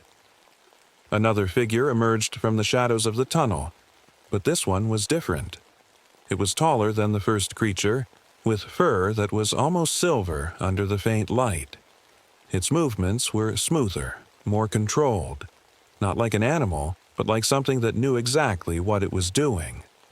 The two creatures stared at each other for a moment, their growls rumbling through the cave like thunder. I didn't know what to do. Should I run? Should I stay? My instincts told me to get out of there, but my legs refused to move. Then, something strange happened. The silver-furred creature turned its glowing eyes toward me, not with anger or hunger, but with something else. Something that almost felt like curiosity. It stepped closer to me slowly, its claws clicking softly against the stone floor. The other creature backed away slightly, its growls fading into silence as if it knew this one was in charge. I tightened my grip on my knife, even though I knew it wouldn't do much good. But instead of attacking me, the silver creature stopped, just a few feet away, and crouched down slightly, its eyes level with mine. For a moment, everything else disappeared. The cave, the other creature, even my fear. All I could see were those glowing eyes staring into mine. And then, I heard a voice. It wasn't out loud. It was inside my head, clear and calm but deep enough to send shivers down my spine. "You shouldn't be here," the voice said. I blinked in shock. "What? What are you?" I whispered, not sure if I was speaking out loud or just thinking it. The creature tilted its head slightly before answering. "We are what you call dogmen," it said, "but we are not what your stories say." I stared at it, struggling to process what was happening. "You can talk." "Not as you do," the voice replied, "but we can communicate." I glanced at the other creature, the one that had been growling at me earlier, but it stayed silent, watching us carefully from a distance. "What do you want?" I asked hesitantly. The silver-furred dogman's eyes narrowed slightly. "We want to survive," it said simply. "But humans make that difficult." Its words sent a chill down my spine. "Survive? What does that mean?" It looked toward the symbols on the walls, the ones showing people being transformed into creatures, and then back at me. "We were not always this way," it said. "Long ago we were human, like you." My heart skipped a beat. You were human?" It nodded slowly. "We were changed by forces beyond your understanding. Forces tied to this land and its secrets." I shook my head in disbelief. "Changed into monsters?" The dogman's growl rumbled softly at my words. Not angry exactly, but enough to make me regret saying them. "We are not monsters," it said firmly. "We are survivors." I swallowed hard and tried to keep my voice steady. "What happened to those kids? Did you hurt them?" The dogman's expression shifted slightly, its glowing eyes dimming for a moment as if it felt regret. "They came here seeking answers," it said, "but they did not understand the danger." "What danger?" I asked. It gestured toward the symbols on the walls again. "There are others like us," it said, "but not all seek peace." Glanced at the other dogman, the one that had been growling at me earlier, and realized what it meant. These creatures weren't all working together. There were factions among them. "Where are the kids now?" I asked desperately. The dogman hesitated before answering. "Some have been taken by those who wish to expand their numbers, to turn humans into more of our kind." My stomach turned at its words. And the others?" "They are safe, for now," it said quietly. Before I could ask anything else, the dogman stood up and turned toward one of the tunnels leading deeper into the cave. "If you wish to save them," it said without looking back at me, "you must go further." I stared after it for a moment before glancing at the other dogman, the one that had been growling at me earlier, but it stayed where it was, watching silently as its leader disappeared into the shadows. For a long moment, I just stood there, in the cave, staring at the dark tunnel where the silver-furred dogman had disappeared. My mind was spinning. Everything it had told me sounded impossible, but after what I'd seen tonight, I couldn't dismiss it. The kids were still alive, or at least some of them were, and they were deeper in this cave. If I didn't do something, they'd be turned into things like these creatures. I took a deep breath and tightened my grip on my knife. It wasn't much, but it was all I had. "All right," I whispered to myself. "Let's get this over with." The other dogman, the one that had been growling at me earlier, was still standing near the edge of the chamber. Its glowing eyes followed me as I moved toward the tunnel. For a second, I thought it might try to stop me, but it didn't move. It just watched. The tunnel was narrow and twisted, forcing me to crouch in some places as I made my way deeper into the cave system. The air grew colder with every step, and the faint sound of dripping water echoed around me. My flashlight flickered occasionally, making the shadows dance on the walls. After what felt like an eternity, I heard something up ahead. Voices. They were faint at first, but as I got closer, they became clearer. "Help! Please, someone help! Us!" It was a girl's voice, young and desperate. My heart leapt in my chest as I quickened my pace. The tunnel opened into another chamber, this one larger than the last. In the center of the room were 3 of the missing kids: Sarah, Jake, and another boy whose name I didn't know. They were tied together with thick ropes, their faces pale and terrified. "Sarah!" I called out as I ran toward them. Her head snapped up at the sound of my voice. "Caleb! Oh my God, you're here!" I dropped to my knees beside them and began cutting through the ropes with my knife. "Are you all right?" I asked. She nodded quickly.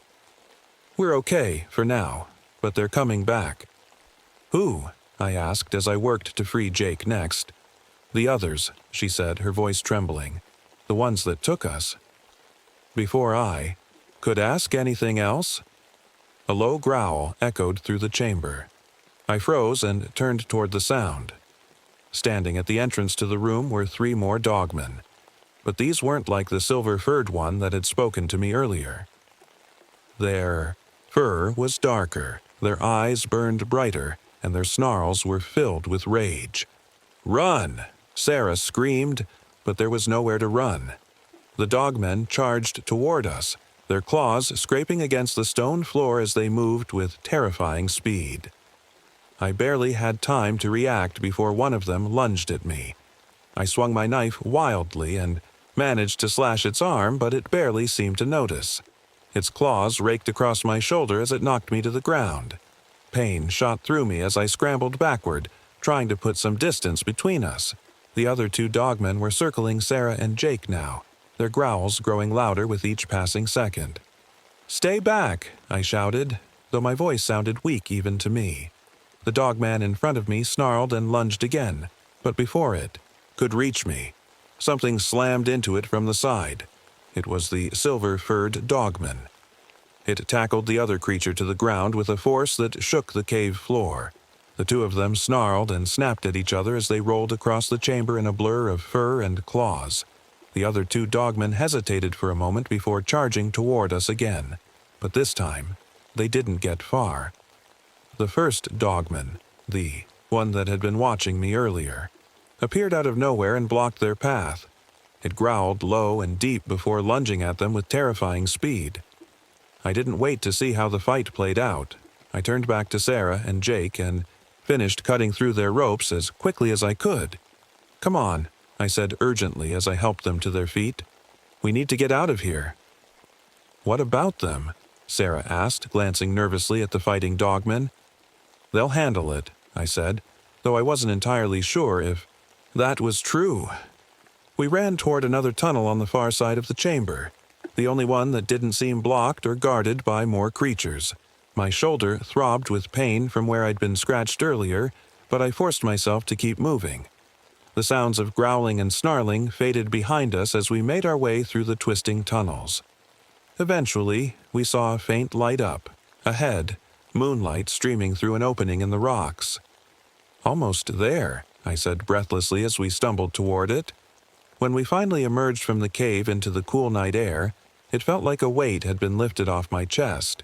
The forest around us was quiet again, eerily quiet. But for now, we were safe. We didn't stop running until we were far from the cave. My shoulder burned from the scratches, but I ignored it. The kids were exhausted, stumbling over roots and rocks in the dark, but I kept pushing them forward. I didn't know if those creatures were still following us, and I wasn't about to take any chances. Finally, we reached a clearing where the moonlight shone bright enough to see clearly. Sarah collapsed onto the ground, gasping for air. Jake leaned against a tree, his face pale and drenched in sweat. "Are we safe?"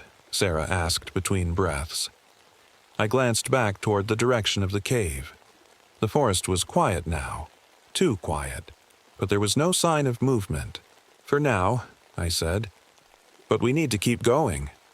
Jake shook his head weakly. I can't. My legs feel like they're going to give out."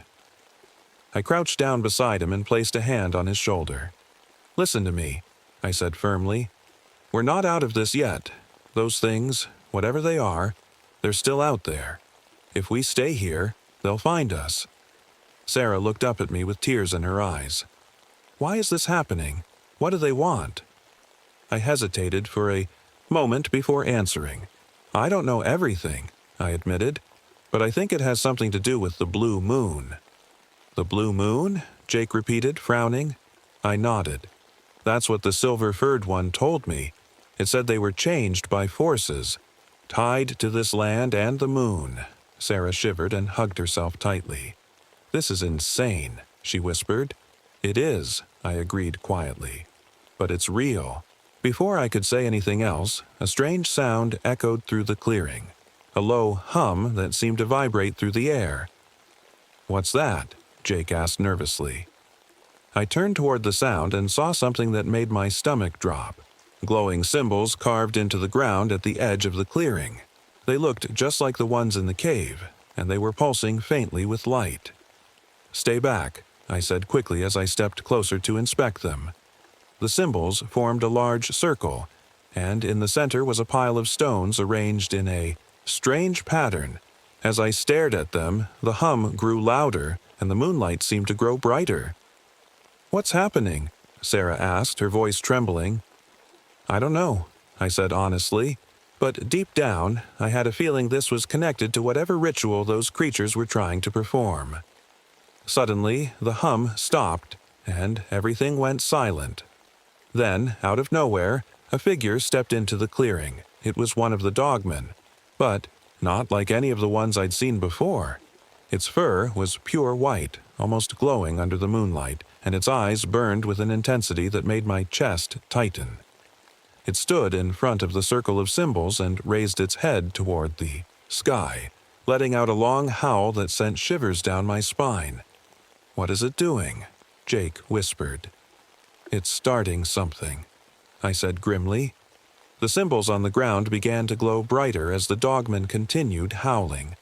The air around us felt heavier, charged with energy that made my skin crawl. "We have to stop it," Sarah said urgently. "How?" Jake asked helplessly. I didn't have an answer, but then I remembered something. My pocket watch. The silver-furred dogman had mentioned forces tied to this land, and somehow my old pocket watch seemed connected to all of this. It had stopped working earlier when we entered Devil's Hollow, but now it was ticking again, louder than ever. I pulled it out and stared at it for a moment before making a decision. "Stay here," I told Sarah and Jake as I stepped toward the glowing circle. "Caleb," Sarah called after me. "What are you doing?" "I'm stopping this," I said without looking back. The white-furred dogman turned toward me as I approached, its glowing eyes narrowing slightly. It let out a low growl that vibrated through my chest, but it didn't attack me right away. I held up the pocket watch and stepped closer to the circle of symbols. The glow grew brighter as I crossed into it, and for a moment, everything around me seemed to blur. The trees, the moonlight, even Sarah and Jake standing behind me. The dogman lunged toward me suddenly, but before it could reach me, the pocket watch let out a sharp chime that echoed through the clearing like a bell. The creature froze mid-step, its glowing eyes flickering for a moment before dimming slightly. I didn't know what was happening, but whatever power was tied to this watch seemed to be working against them. Using every ounce of courage I had left, I stepped closer to the center of the circle and slammed my foot down on one of the glowing stones.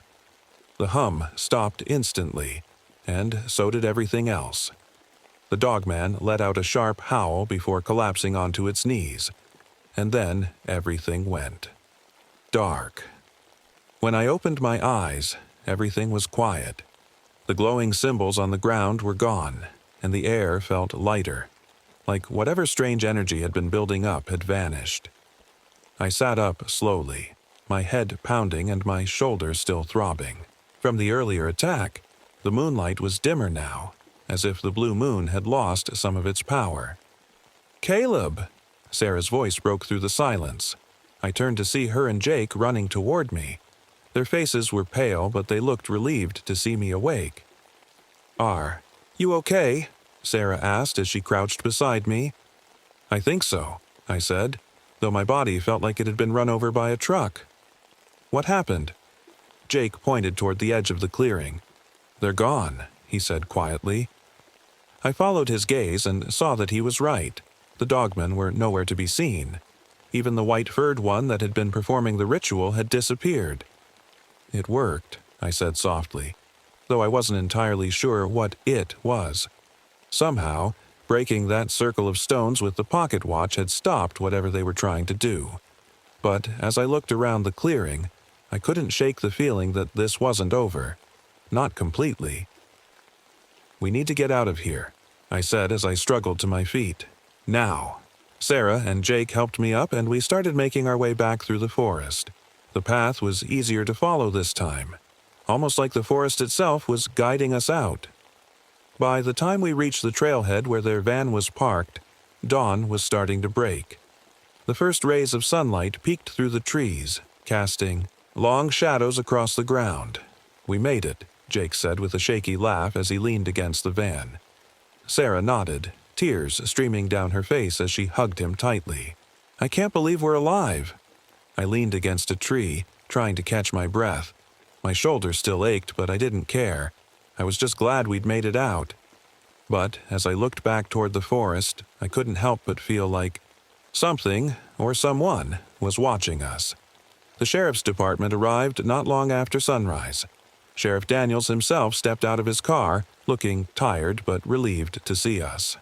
"Caleb," he said as he approached me. "What happened out there?"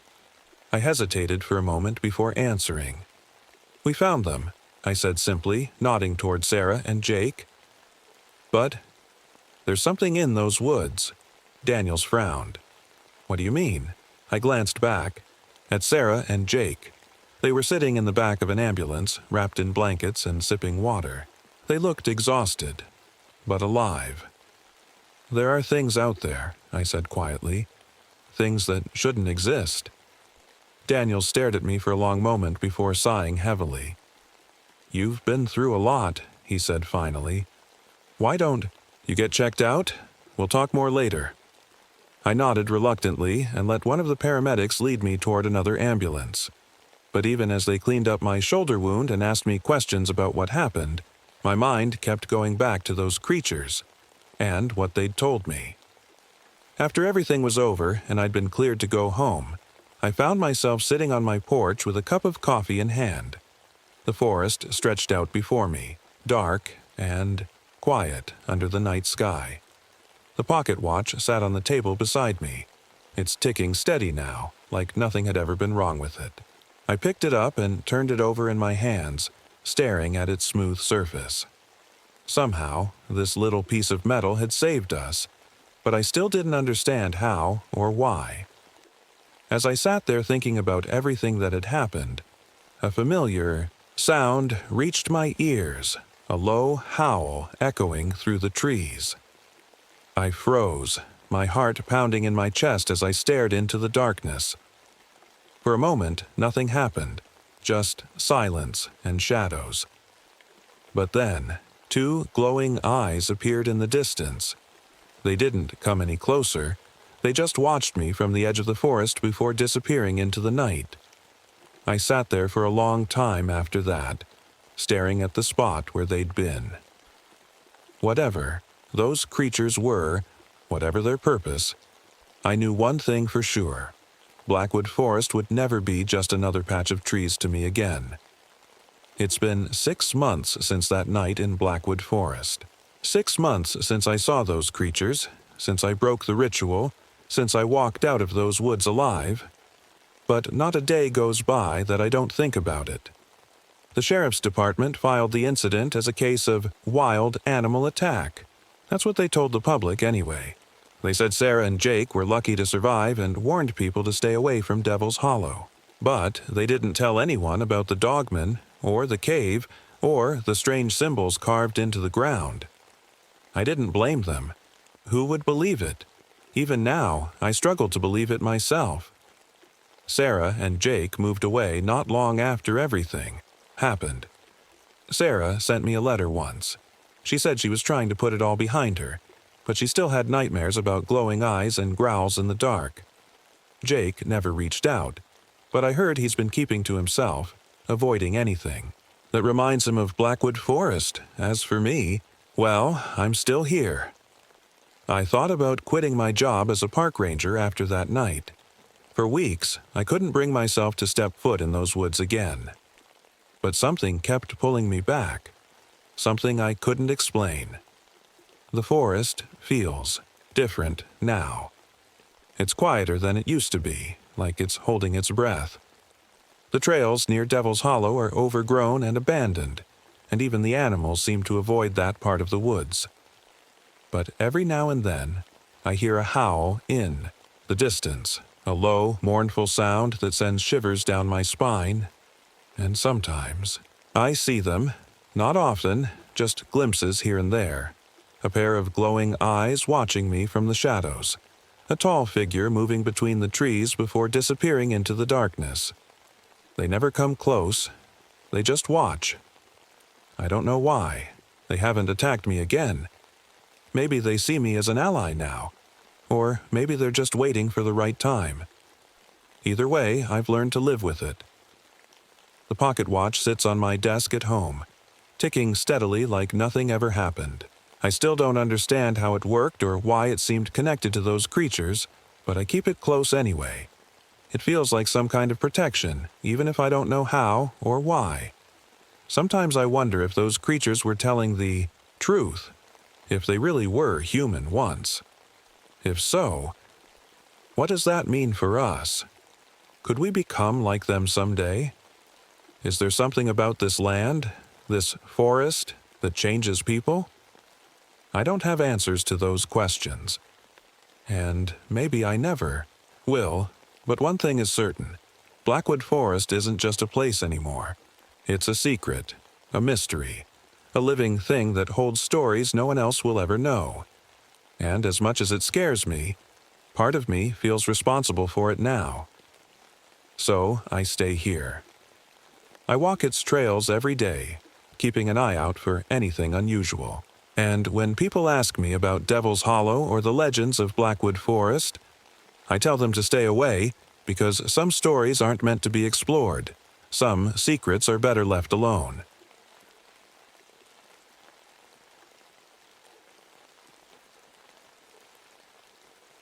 My name is Catherine Redfeather, but everyone calls me Kate.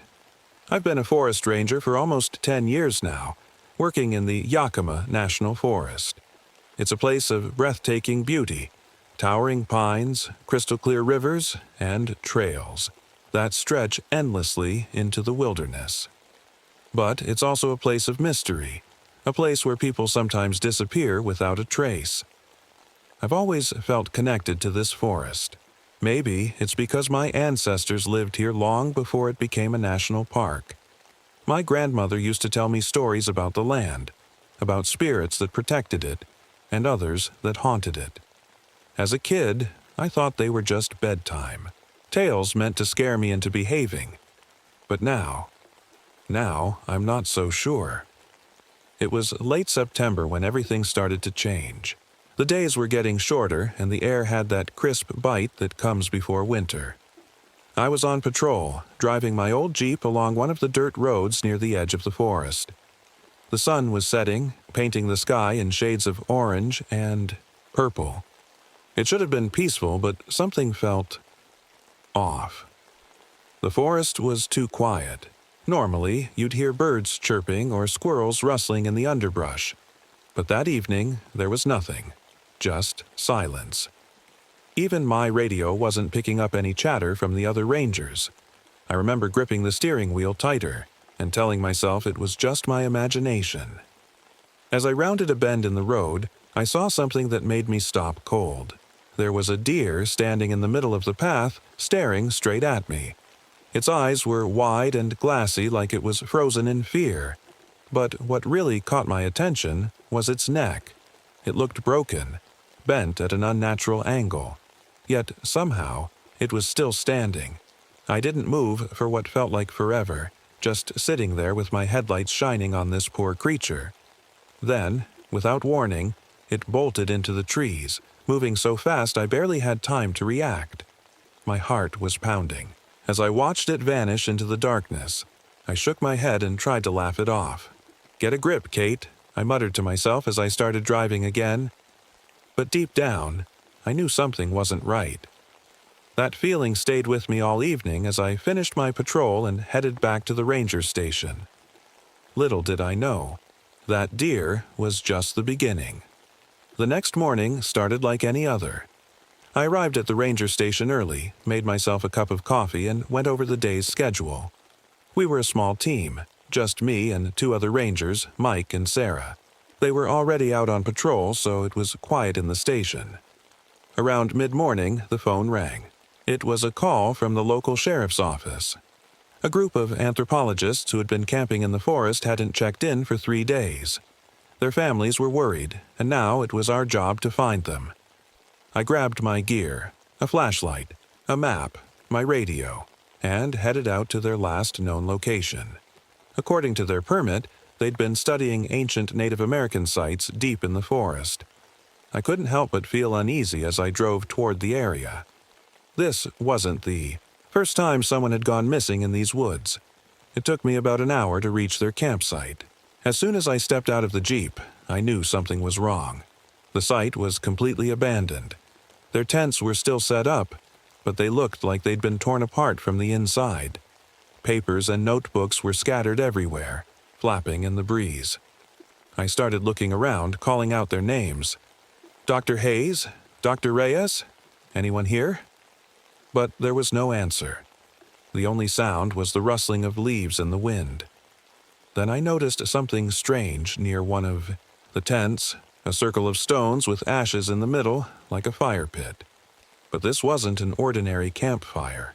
The ashes were mixed with something dark and sticky, something that looked like blood. I crouched down to get a closer look when I saw something else. Symbols carved into the stones around the fire pit. They looked ancient, like something you'd see in an old history book. My stomach turned as I realized these weren't just random carvings, they were deliberate. As I stood up, my foot hit something hard. It was a small voice recorder, half buried in the dirt. I picked it up and pressed play. At first, all I could hear was static. Then a man's voice came through, shaky and panicked. "We shouldn't have done it. We shouldn't have gone into that cave. It's watching us. It knows." The recording cut off abruptly after that. A chill ran down my spine as I looked around the empty campsite again. What cave? What had they found out here? I decided to gather up their belongings. Field notes, cameras, anything that might give us a clue, and head back to the station. As I packed up their equipment, I couldn't shake the feeling that someone, or something, was watching me from the trees. when I finally got back to the station and started going through their notes, things only got stranger. Their journals mentioned finding an ancient cave hidden behind a waterfall deep in the forest. They described strange markings on the walls and what they called ritual objects. One entry stood out to me. The locals warned us not to go near it, said it was cursed, but we couldn't resist. The last entry was dated 3 days ago, the same day they disappeared. I sat back in my chair, staring at their notes spread out on my desk. My heart was racing as questions swirled through my mind. What had they found in that cave? And where were they now? That night, I couldn't sleep. Every time I closed my eyes, I saw those symbols carved into the stones and heard that voice on the recorder. It's watching us. It knows. Little did I know, this was only the beginning of something far worse than I could have imagined. The next day, I decided to visit the area mentioned in the anthropologist's notes, the cave behind the waterfall. I couldn't explain why, but I felt like I had to go. Maybe it was my duty as a ranger, or maybe it was just curiosity. Either way, I packed my gear and headed out early in the morning. The drive to the waterfall was uneventful, but as soon as I stepped out of the Jeep, that uneasy feeling returned. The forest felt wrong. The air was heavy, like it was pressing down on me, and the silence was deafening. Even the sound of my boots crunching on the dirt felt out of place. I followed the trail toward the waterfall, keeping my eyes peeled for anything unusual. The notes had described a narrow path leading behind the falls, so I looked for that first. It didn't take long to find it, a hidden opening covered by thick moss and vines. As I stepped through the curtain of water, I felt a sudden chill run down my spine. The cave was dark and damp, with walls covered in strange markings. They looked similar to the symbols I'd seen at the campsite, but more intricate, almost alive. My flashlight flickered as I moved deeper inside, casting eerie shadows that danced across the walls. At first, all I found were broken pottery pieces and old bones scattered on the ground. But then I saw something that made me freeze. A pile of animal skins stacked neatly in one corner. They were fresh, still bloody, and they smelled awful, like rot and decay. I took a step back, trying to steady my breathing. That's when I heard it. A low growl coming from deeper in the cave. It wasn't loud, but it was enough to make every hair on my body stand on end. "Hello?" I called out, my voice trembling. "Is anyone there?" No answer, just another growl, this time closer. I turned around and started walking back toward the entrance as quickly as I could without running. My flashlight flickered again, and for a split second, I thought I saw something move in the shadows. A figure crouched low to the ground with glowing eyes. I didn't wait to find out what it was. By the time I reached my Jeep, my heart was pounding so hard it felt like it would burst out of my chest. I jumped in and slammed the door shut, locking it out of instinct. As I started driving back to the station, strange things began happening. The road ahead seemed longer than usual, stretching endlessly into darkness even though it should have been a short drive. My radio crackled with static before cutting out completely. Then came the whispers. Soft at first, but growing louder with every mile. They sounded like voices overlapping each other, speaking in a language I didn't understand. At one point, they got so loud that I had to pull over just to catch my breath. "Get a grip," I whispered to myself, gripping the steering wheel tightly. "It's just your imagination." But deep down, I knew it wasn't. When I finally reached the station and stepped inside, everything felt off again. The lights flickered like they were struggling to stay on, and there was an odd smell in the air, something metallic and sharp. I tried to focus on sorting through more of the anthropologist's belongings, but couldn't shake that feeling of being watched. Every time I looked up from their notes or photos, it felt like someone, or something, was standing just outside my window. That night was one of the longest nights of my life. Even after locking every door and window in my cabin and turning on all the lights, sleep refused to come. Every creak of wood or rustle of leaves outside sent my heart racing, and then came the knocking, soft at first but growing louder with each tap. I didn't open the door. The knocking didn't stop for what felt like hours. It was steady, rhythmic, tap, tap, tap, like someone was trying to get my attention but didn't want to scare me. But I was already terrified. I sat on the edge of my bed, clutching the flashlight in one hand and my radio in the other. I kept telling myself it was just the wind or maybe a branch hitting the door, but deep down, I knew better. Something was out there. When the sun finally rose, the knocking stopped. I waited a few more minutes before gathering enough courage to peek outside. The forest looked normal, calm and quiet, like nothing had happened. But as I stepped onto the porch, I noticed something strange. Footprints in the dirt. They weren't human footprints, though. They were too big and oddly shaped, like a mix between a wolf's paw and a human hand. The tracks led from my door back into the forest, disappearing into the trees. I didn't have time to think about it too much because Mike called me on the radio. He sounded panicked. "Kate, you need to get over here," he said. "We found something. Something bad." I grabbed my gear and drove to the location he gave me. When I arrived, Mike and Sarah were standing near a cluster of trees, their faces pale. At first, I didn't see what they were looking at. Then I noticed it. A deer carcass hanging from one of the branches. It wasn't just any deer, though. Its body had been skinned completely, leaving only raw flesh and muscle exposed.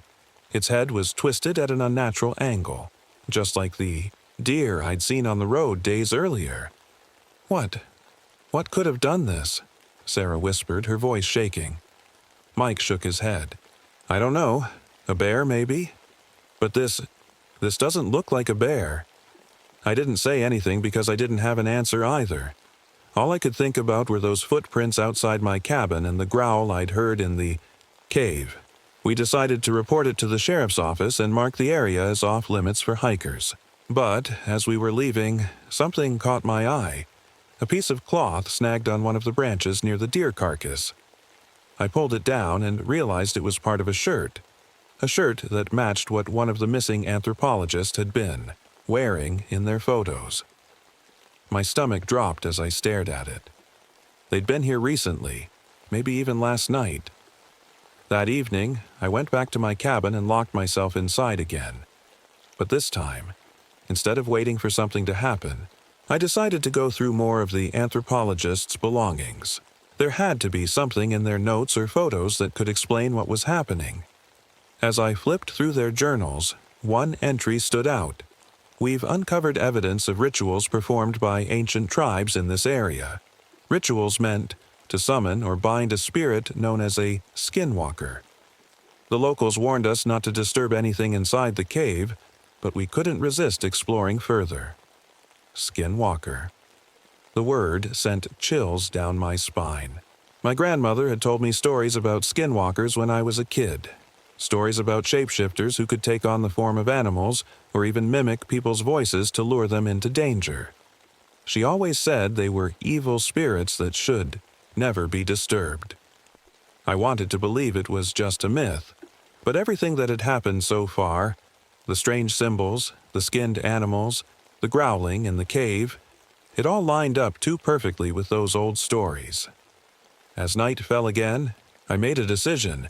I needed to go back to that cave and figure out what was really going on.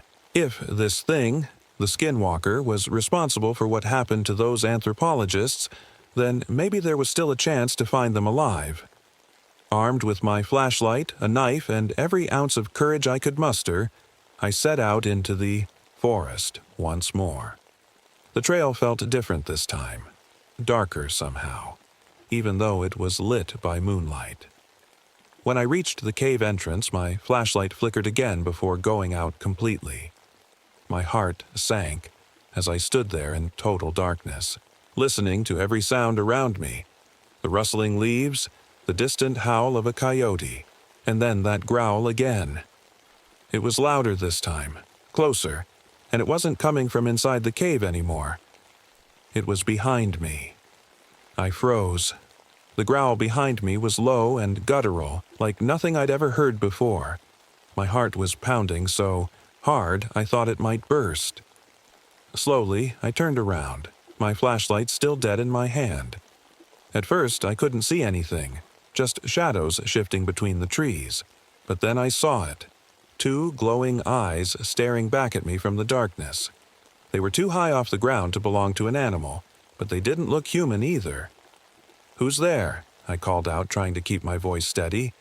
No answer, just another growl, deeper this time. I didn't wait to find out what it was. I turned and ran as fast as I could back toward the trail. Branches scratched my arms and face as I pushed through the underbrush, but I didn't care. All I could think about was getting away from whatever was out there. When I finally reached my Jeep, I jumped in and locked the doors. My hands were shaking so badly that it took me 3 tries to get the key into the ignition. As soon as the engine roared to life, I sped down the dirt road without looking back. It wasn't until I was halfway back to the ranger station that I realized something strange. My radio had started working again. Static crackled through the speakers before a familiar voice came through. "Kate," the voice said, "it's Joseph Whitefeather. We need to talk." Joseph was an elder from the Yakima tribe and one of the few people who still lived near the forest. He'd always been kind to me, sharing stories about his culture and helping me understand the land better. But something about his tone now made my stomach twist. I pulled over and grabbed the radio.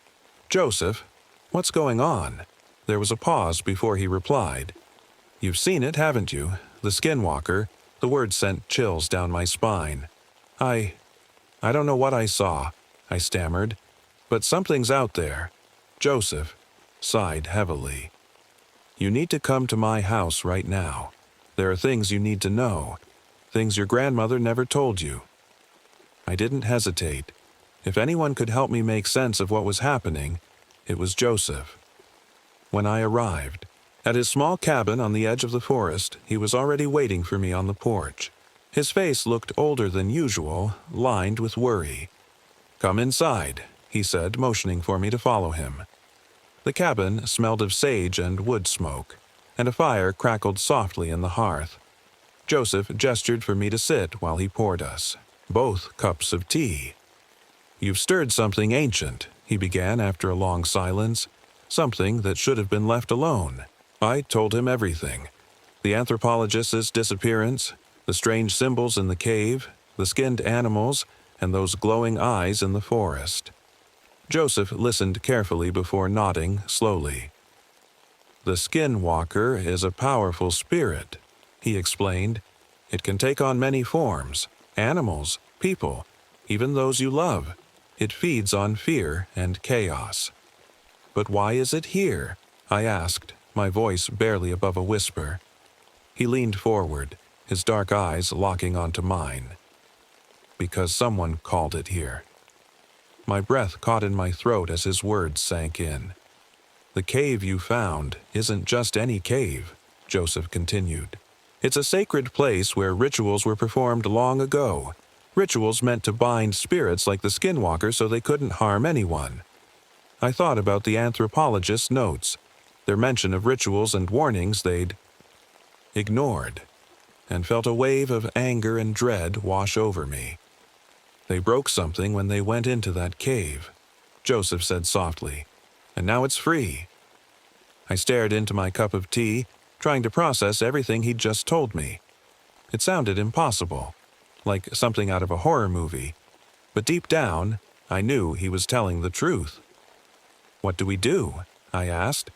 Finally, Joseph sighed again and reached for a small pouch hanging on the wall. He opened it to reveal a bundle of dried herbs tied together with red string. "We have to perform a binding ritual," he said firmly, "but it won't be easy. The skinwalker will fight back and it will try to break you." His words sent another chill down my spine, but I nodded anyway. If this thing was responsible for what happened to those anthropologists, and if there was even a chance they were still alive, I had to try. The next morning, Joseph and I set out toward the cave. He insisted we travel on foot, saying it was safer that way. I wasn't sure how walking through the forest would protect us from something as terrifying as the skinwalker, but I trusted him. He seemed to know more about this than anyone else. The forest was eerily quiet as we made our way along the trail. Joseph carried a small satchel filled with herbs, stones, and other items for the ritual. I had my flashlight, a knife, and a growing sense of dread. We were about halfway to the cave when we heard it. A faint voice calling out from somewhere in the trees. "Help, please." I froze in my tracks, my heart pounding. The voice sounded weak and desperate, like someone barely clinging to life. "Did you hear that?" I whispered to Joseph. He nodded but didn't stop walking. "Keep moving," he said firmly. "It's trying to distract us." I wanted to believe him, but the voice sounded so real. What if it was one of the missing anthropologists? What if they were hurt and needed help? "Help me," the voice called again, closer this time. I couldn't take it anymore. Ignoring Joseph's warning, I turned and started walking toward the sound. "Kate," Joseph hissed behind me. "Stop! It's not what you think." But I couldn't stop. The voice was pulling me forward like a magnet, leading me deeper into the trees.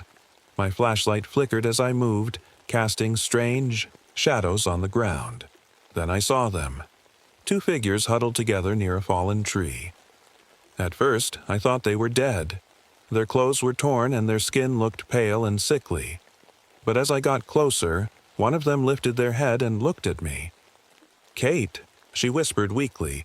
It was Dr. Jennifer Hayes, one of the missing anthropologists. Her face was gaunt, her eyes hollow with fear. "Oh my God," I breathed, rushing toward her. "Are you okay? What happened?" She shook her head slowly, tears streaming down her face. We shouldn't have gone into that cave," she said in a trembling voice. "It's inside us now. We can't escape it." Her words sent chills down my spine. "What do you mean, inside you?" I asked. Before she could answer, the other figure, Dr. Thomas Reyes, lifted his head and let out a low growl. His eyes glowed faintly in the darkness, just like the ones I'd seen in the forest. "Kate!" Joseph shouted behind me. "Get away from them!" I stumbled backward as Thomas lunged toward me on all fours like an animal. His movements were jerky and unnatural, his body twisting in ways that shouldn't have been possible. Joseph stepped forward and threw a handful of herbs at Thomas while chanting something under his breath. The air seemed to shimmer around us as Thomas froze mid-lunge and let out an ear-piercing scream. Jennifer crawled away from him, clutching her head as if she were in pain. "It's too late," she sobbed. "We're already gone." Joseph grabbed my arm and pulled me back toward the trail. "We can't save them," he said urgently. "They're too far gone." I wanted to argue, to say we couldn't just leave them there, but deep down, I knew he was right. Whatever had happened to them in that cave had changed them forever. As we continued toward the cave, Joseph explained what we'd just seen. "The skinwalker doesn't just kill, it corrupts," he said grimly. "It gets inside your mind and body until you're no longer yourself." His words made my stomach turn as I thought about Jennifer and Thomas and what might happen if this thing wasn't stopped. By the time we made it back to the ranger station, the sun was beginning to set. Joseph insisted we needed to prepare for the ritual immediately. He said the skinwalker was growing stronger and that the longer we waited, the harder it would be to stop it. But as I stepped inside the station, something felt wrong. The air was heavy, and there was a strange smell, like damp earth mixed with something metallic. I flicked on the lights, but they only buzzed and flickered weakly. "I'll grab my supplies," I told Joseph, trying to shake off the unease. He nodded and stayed by the door, muttering a quiet prayer under his breath. I headed toward my office, but as I turned the corner into the hallway, I froze. Standing there in front of my desk was me. At first, I thought it was a mirror or some kind of trick of the light, but then it moved. stepping forward with a slow, deliberate motion. Its face was identical to mine, down to the smallest detail. Same brown eyes, same dark hair tied back in a ponytail. But there was something off about it, something cold and lifeless in its expression. "Kate," it said in my voice, tilting its head slightly. "Why are you afraid?" My heart felt like it had stopped beating. I couldn't move or speak. I just stood there, staring at this thing wearing my face. "Don't you trust yourself?" it asked, taking another step closer. Its smile widened unnaturally, stretching too far across its face. I stumbled backward, nearly dropping my flashlight. "Joseph!" I shouted, my voice trembling. Within seconds, Joseph appeared behind me. He took one look at the doppelganger and immediately pulled a bundle of herbs from his satchel. He lit them with a match and began chanting in a language I didn't understand. The doppelganger's smile vanished instantly. Its eyes darkened, turning pitch black as it let out an ear-piercing screech. The sound was so loud that I had to cover my ears. "Don't look at it," Joseph yelled over the noise. "It's trying to get inside your head." I squeezed my eyes shut as Joseph continued chanting. The air around us felt like it was vibrating, and the smell of burning herbs filled my nose. The screeching grew louder, and more distorted before suddenly cutting off. When I opened my eyes again, the doppelganger was gone. I collapsed onto the floor, my whole body shaking. What was that?" I managed to whisper. Joseph knelt beside me, his expression grim. "The skinwalker is testing you," he said quietly. "It knows you're trying to stop it." I stared at him in disbelief. It can look like me." He nodded solemnly. "It can take on any form, animal or human. It uses your fears and doubts against you." I felt sick to my stomach as his words sank in. If this thing could mimic me so perfectly, how would I know if I was ever looking at the real me? Or someone else? Joseph helped me to my feet and handed me a small pouch filled with herbs similar to what he'd just burned. "Keep this with you at all times," he said firmly. "It won't stop the skinwalker completely, but it will weaken its influence." I clutched the pouch tightly in my hand, feeling a small sense of comfort from its earthy scent. "We don't have much time," Joseph continued. "The skinwalker knows we're close to stopping it, and it will do everything in its power to stop us first."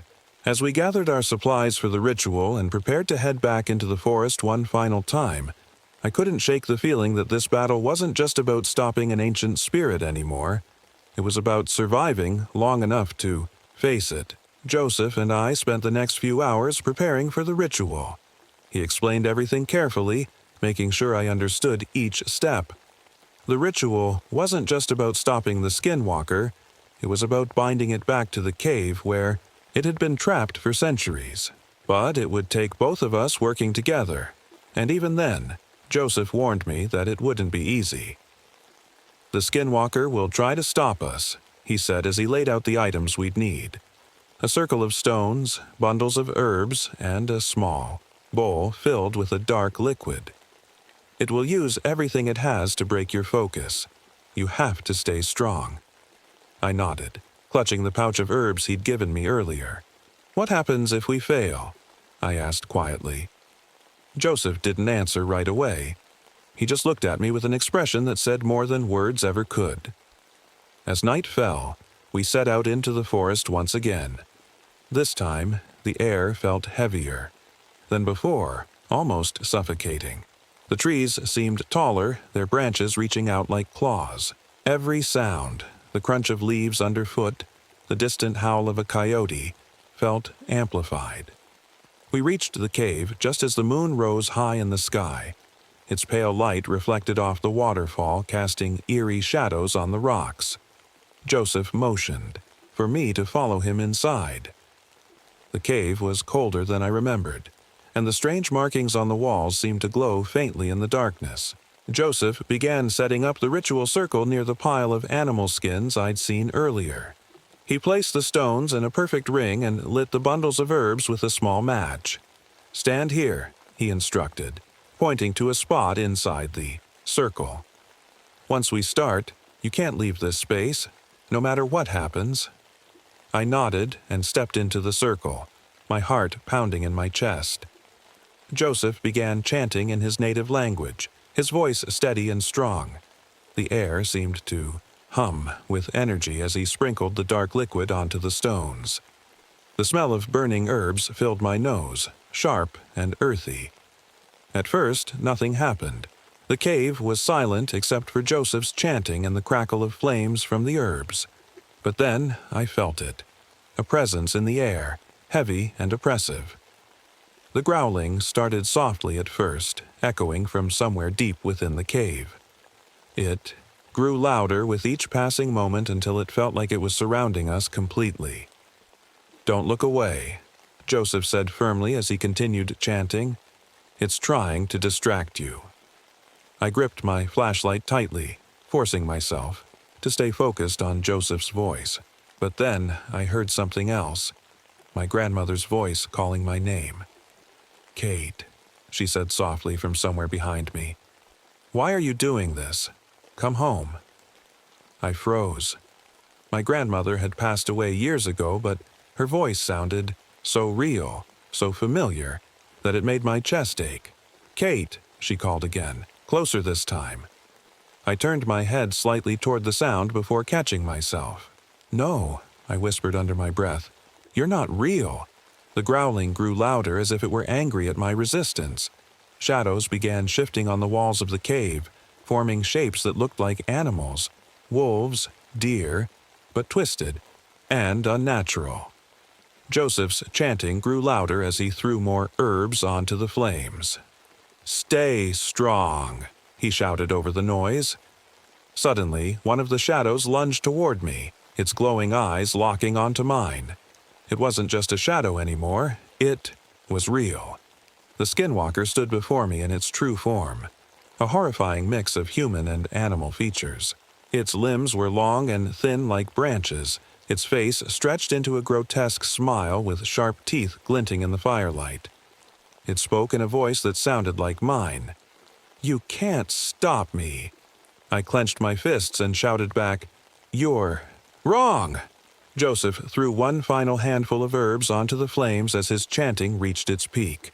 The air around us shimmered with energy as a blinding light filled the cave. The skinwalker let out an ear-piercing scream as its form began to dissolve into smoke. The shadows on the walls faded away one by one until there was nothing left but silence. When it was over, Joseph collapsed onto his knees, breathing heavily. I stepped out of the circle cautiously, still clutching my flashlight. Did we do it?" I asked hesitantly. Joseph nodded weakly but didn't say anything right away. He looked exhausted but relieved. As we left the cave and stepped back into the moonlit forest, I couldn't help but feel like something had shifted, not just in the air around us but within me as well. The forest was quiet as we stepped out of the cave, but it wasn't the kind of quiet that made you feel at peace. It was heavy, like the world was holding its breath.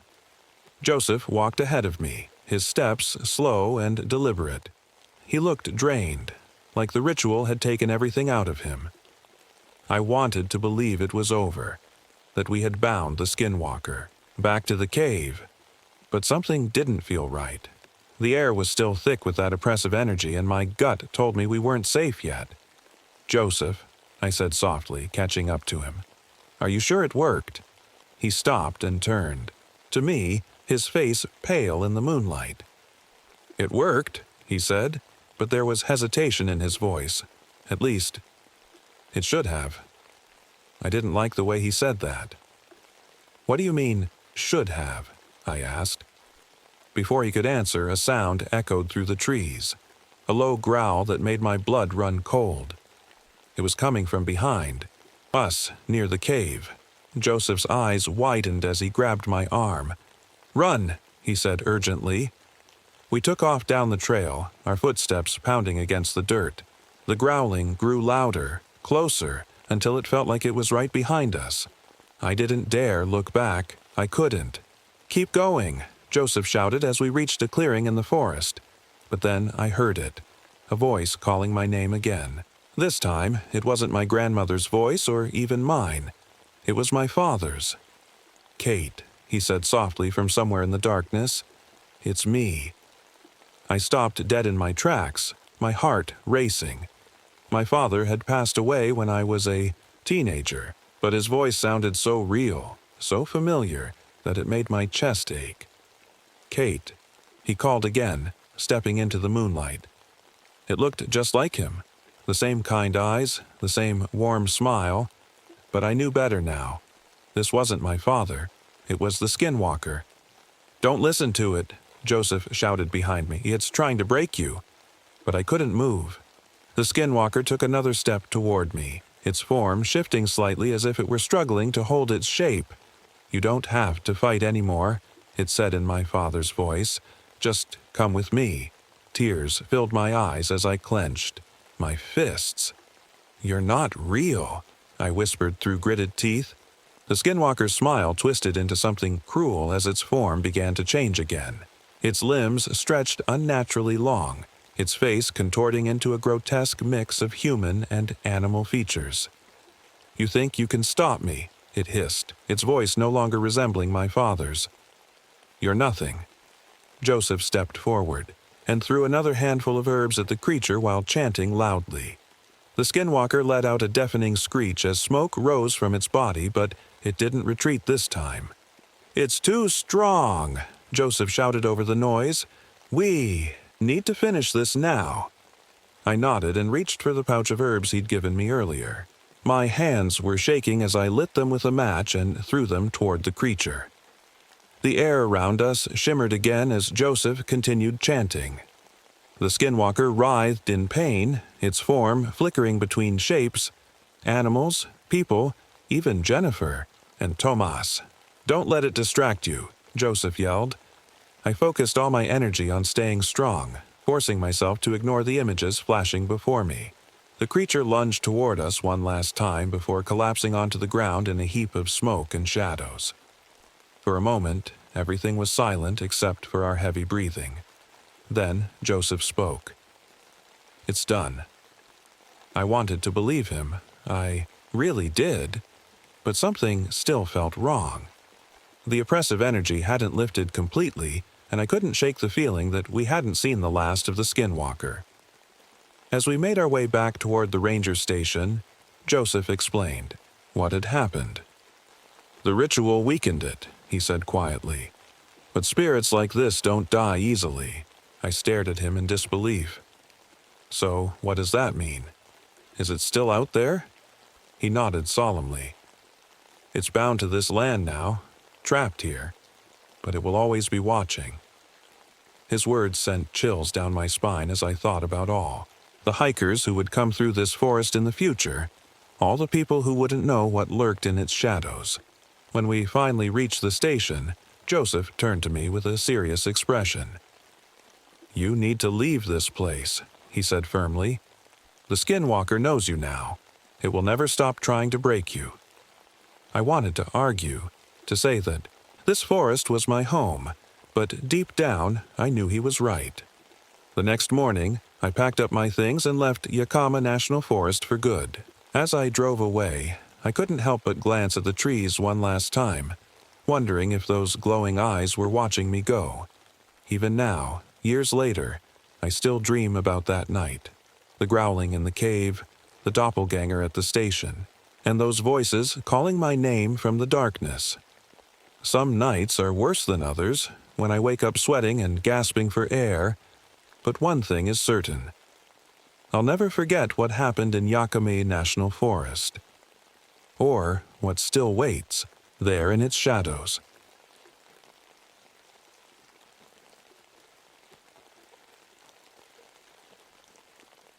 My name is Vince Mercer, and I've spent most of my life chasing answers to questions no one else seems to care about. I'm not a detective, not a journalist, and definitely not some kind of adventurer. I'm just a guy who can't let things go, especially when they don't make sense. And nothing makes less sense than Blackwater Lake. Blackwater Lake sits deep in the Adirondack Mountains, far from any town or city. It's the kind of place that doesn't show up on most maps. The locals call it cursed, and honestly, I can't blame them. Over the years, people have gone missing there. Campers, hikers, even entire families. And no one has ever found a trace of them. No bodies, no belongings, nothing. It's like they just vanished into thin air. I first heard about the lake when I was a kid. My dad used to tell me stories about it when we went camping in the mountains. He'd say things like, "Stay away from Blackwater Lake. It's not just water, it's alive." At the time, I thought he was just trying to scare me into staying close to camp. But as I got older, I started hearing more about it. Whispers in town about strange lights over the water at night, animals avoiding it like they could sense something wrong. The lake isn't big or particularly beautiful. The water is dark and murky, almost black, which is how it got its name. Trees surround it on all sides, their gnarled roots twisting into the earth like claws trying to hold on for dear life. There's always this heavy mist hanging over it, even on sunny days. And at night, forget it. The place feels like something out of a nightmare. I never thought I'd have a reason to go near Blackwater Lake myself, until 3 years ago when my world fell apart. It was supposed to be a simple camping trip with my wife, Sarah, and our 6-year-old daughter, Emily. We weren't even planning to go near Blackwater Lake. We were miles away from it. But one evening, Emily wandered off while we were setting up camp. We searched for hours, calling her name until our voices were hoarse, but she was gone. The search teams found nothing. No footprints, no signs of struggle, just nothing. It was like she had been swallowed by the forest itself. And then someone mentioned Blackwater Lake. At first, I refused to believe it had anything to do with Emily's disappearance. But as time went on and the police closed the case as unsolved, I couldn't shake the feeling that there was more to it. Something no one wanted to talk about. So here I am now, 3 years later, standing at the edge of Blackwater Lake with nothing but a backpack full of supplies and a head full of questions. The air smells damp and heavy, like rain is coming even though the sky is clear. The water ripples slightly even though there's no wind. I don't know what I'm expecting to find here. Maybe answers, maybe closure, or maybe just proof that my dad was right all along. This place isn't just water, it's something else entirely. And whatever it is, it's waiting for me. My name is Vince Mercer, and I've never been the kind of person who believes in ghosts or monsters. I'm a scientist, or at least I used to be. Before everything fell apart, I worked as a researcher studying ecosystems, how water, plants, and animals all connect to keep nature alive. My job was about facts and evidence, not myths or legends. But Blackwater Lake, it doesn't care about facts. After Emily disappeared, my life stopped making sense. Sarah, my wife, couldn't handle it. She blamed herself for letting Emily wander off, even though it wasn't her fault. We tried to hold on to each other, but grief has a way of breaking things that were once strong. She left 6 months after. Emily vanished, and I didn't stop her. What could I say? I couldn't fix anything. I quit my job not long after that. Every time I looked at a lake or river during my research trips, all I could think about was Emily. Where was she? Was she scared? Did she call out for me? The questions never stopped and no one had answers. So I started looking for them myself. That's how I ended up here, standing at the edge of Blackwater Lake with nothing but my backpack and a flashlight. Over the past 3 years, I've read every story about this place that I could find. Some of them are ridiculous, like the one about aliens living underwater, but others feel too real to ignore. There's one story that keeps coming back to me. The crawlers. The locals say the crawlers are what take people at Blackwater Lake. They're not human, not anymore, but they used to be. According to the legend, anyone who disappears here becomes one of them. They live in the water now, pulling others into their world beneath the surface. No one knows why they do it or how they choose their victims. It sounds crazy, right? Like something out of a horror movie. But here's the thing. Every single person who's gone missing at Blackwater Lake has something in common. They were alone when it happened. That's why I came here alone tonight. I don't know if I believe in the crawlers or any of the other stories about this place, but if there's even a chance they're real, maybe they'll show themselves to me. Maybe they'll tell me what happened to Emily. The sun is starting to set now, and the mist over the lake is getting thicker. It's quiet. Too quiet. No birds, no insects, just the sound of my own breathing and the occasional ripple in the water. I take out my flashlight and shine it across the lake's surface. Nothing moves except for the mist swirling in slow circles like it has a mind of its own. My heart is pounding harder than it should be. I tell myself it's just nerves. But deep down, I know something isn't right here. I take a step closer to the water's edge and kneel down, trying to get a better look at what lies beneath the surface. The water is so dark that it feels like staring into an endless void. My reflection looks back at me, distorted by ripples, but then something else catches my eye. It's faint, just a flicker, but for a moment, I think I see movement below the surface. Something long and pale gliding through the water like a shadow. I freeze, holding my breath as my flashlight shakes in my hand. It could be a fish, or maybe just my imagination playing tricks on me, but then it happens again. Another flicker of movement, closer this time. I don't know what's down there, but whatever it is, it knows I'm here. I didn't sleep that night. I couldn't. After seeing the flicker of movement in the water, my mind wouldn't stop racing. What was it? A fish? A trick of the light? Or something else entirely? I stayed by the lake until the mist grew so thick I couldn't see my own hands. Then I backed away, set up camp a little farther into the woods, and sat there in silence, listening. The forest around Blackwater Lake isn't like other forests. It's quiet. Too quiet. No rustling leaves, no chirping crickets, no distant hoots from owls. Just silence. It's the kind of silence that makes you feel like you're being watched, even when you know you're alone. I spent most of the night staring at the fire, trying to convince myself I hadn't seen anything unusual. But deep down, I knew better. Something was out there. Something that didn't belong. The next morning, I decided to explore the area around the lake. If I was going to find answers, I couldn't just sit around waiting for them to come to me. So I packed up my gear and started walking along the shoreline, keeping my eyes on the water. That's when I found it. The first clue. It was a shoe, half buried in the mud near the edge of the lake. A child's shoe. My breath caught in my throat as I knelt down to pick it up. It was old, worn, and faded, but it looked like it had belonged to a little girl. My heart started racing as I turned it over in my hands, searching for some kind of sign that it might have been Emily's. But it wasn't hers. The size was wrong, and there was no way she'd have been wearing something this old. Still, finding a child's shoe here felt like more than just a coincidence.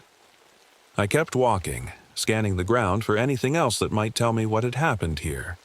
And then I found something else. A backpack lying in a patch of tall grass near the water's edge. It looked newer than the shoe, like it hadn't been there for long. When I opened it, my stomach dropped. Inside were snacks, a water bottle, and a folded map.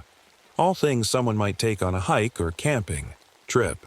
But what really caught my attention was a notebook tucked into one of the pockets. The name Cooper was written on the cover in neat handwriting. I flipped through the pages quickly, my hands shaking as I read bits and pieces of what was written inside. Arrived at Blackwater Lake today. Beautiful spot for camping.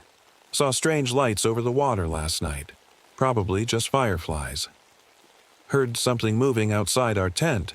Checked, but didn't see anything. The entries stopped abruptly after that. I remembered hearing about a family named Cooper who had gone missing near Blackwater Lake years ago, a father, mother, and their 2 kids.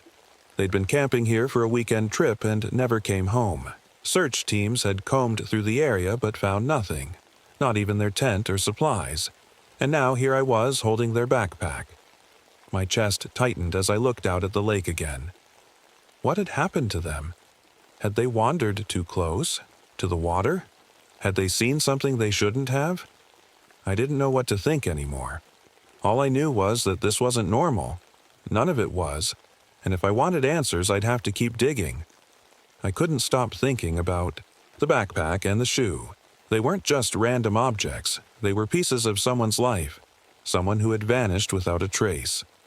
And now they were here, at Blackwater Lake, waiting to be found. It felt like the lake was trying to tell me something, but I didn't know how to listen. I spent the rest of the day walking around the lake, looking for more clues. The mist never left. It clung to the water like a blanket, heavy and suffocating. Every now and then, I thought I saw something move in the distance, a shadow slipping, through the trees or a ripple in the water, but when I looked closer, there was nothing there. By late afternoon, I decided to take a break. I sat down on a fallen log near the shore and pulled out my notebook. Over the past few years, I'd written down everything I could find about Blackwater Lake, stories from locals, old newspaper articles, even bits of folklore passed down through generations. Most of it sounded like nonsense. Ghosts, curses, creatures lurking beneath the surface, but some of it felt too real to ignore.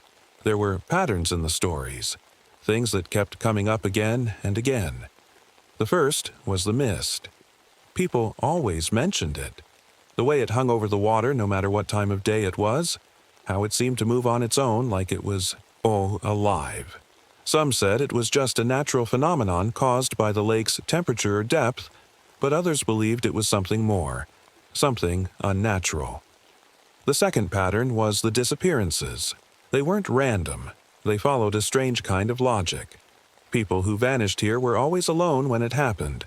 Hikers walking ahead of their group, campers wandering off to find firewood, kids exploring while their parents set up camp. And they were always near the water. The third pattern was older, much older. It came from stories told by indigenous tribes who lived in this area long before settlers arrived. They called Blackwater Lake the place where shadows live. According to their legends, the lake wasn't just water, it was a doorway to another world. A world where people could disappear and never come back. I didn't know what to believe anymore. Was there something supernatural about this place? Or was it just a series of coincidences that had spiraled into myth over time? Either way, I couldn't ignore what I'd seen, or what I'd found. As I sat there staring at my notes, I heard something. A sound so faint I almost missed it. It wasn't coming from the forest or the trees, it was coming from the lake. It sounded like humming. I froze, my heart pounding as I strained to hear more. The humming grew louder.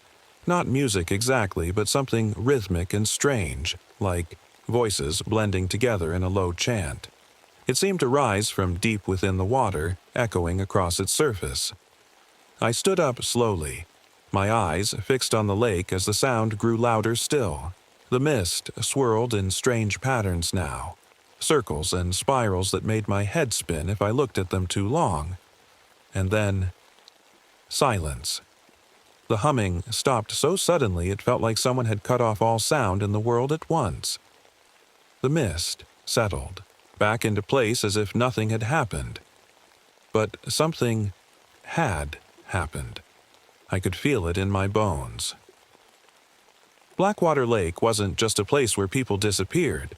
It was alive, somehow, watching me, waiting for me to make my next move. I couldn't shake the feeling that something was watching me. The lake felt alive, like it had eyes hidden in the mist, following my every move. I tried to tell myself it was just my imagination, but deep down, I knew better. This wasn't just a place, it was something else entirely. As the sun began to set, I decided to stay close to the water. If I wanted answers, I couldn't keep running away every time things got strange. So I set up camp right on the shoreline, with my tent facing the lake. It felt like a bad idea, but I didn't care anymore. I needed to know what was out there. The mist grew thicker as night fell, wrapping around me like a cold blanket. The air smelled damp and heavy, and every sound seemed louder than it should have been. The crackle of my fire, the rustle of leaves, even my own breathing. I kept my flashlight close, shining it across the water every few minutes. At first, nothing happened. The lake stayed quiet, its surface smooth and still like a sheet of glass. But then, just as I was starting to relax, I saw it. Movement in the water. It was faint at first, just ripples breaking the surface near the middle of the lake. But as I watched, the ripples grew larger, spreading outward in slow circles. Something was moving beneath the water. Something big. I grabbed my flashlight and aimed it at the spot where the ripples were coming from. The beam cut through the mist, but it didn't reach far enough to show what was causing them. My heart was pounding so hard I could hear it in my ears. And then I heard it again. The humming. It started low and quiet like before, but this time it was closer. So close I could feel it vibrating in my chest. It wasn't just sound. It was something deeper, something that made my skin crawl and my stomach twist into knots. I stood frozen by the fire, staring at the lake as the humming grew louder. The ripples turned into waves now, crashing against the shore like something was trying to climb out of the water. And then I saw them. At first, they looked like shadows. Long and thin, gliding through the mist like they were part of it. But as they got closer, their shapes became clearer. They weren't human, not anymore. Their bodies were pale and slick like they'd been underwater for too long. Their arms were too long, their fingers stretched into claws that dragged across the ground as they moved. Their faces were worse, blank and smooth with no eyes or mouths, just hollow indentations where features should have been. But somehow, I knew they could see me. I stumbled backward as one of them stepped out of the water onto the shore. It moved slowly, its head tilting from side to side like it was studying me. The others followed behind it. 3. No, 4 of them. All. Moving in perfect silence except for that awful humming. I wanted to run, to grab my backpack and disappear into the woods, but my legs wouldn't move. It was like they'd rooted themselves to the ground while my brain screamed at me to get away. And then one of them stopped and spoke. It didn't have a mouth. I don't know how it made sound, but I heard words clear as day. "You're looking for her."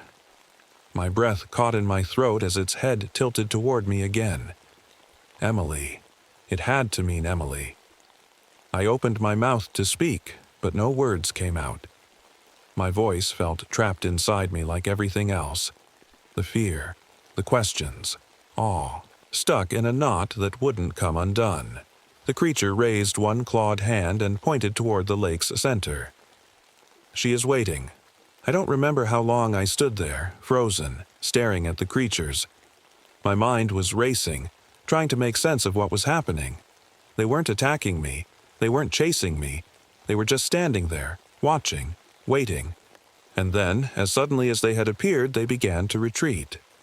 One by one, the creatures slipped back into the water, their pale bodies disappearing beneath the surface without a sound. The humming faded with them, leaving behind an eerie silence that felt heavier than before.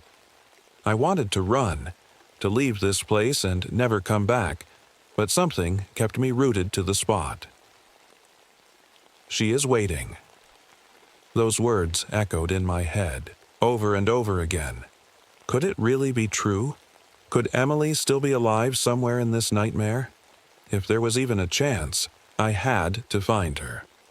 I packed up my camp and started walking along the shoreline again, keeping my flashlight aimed at the water.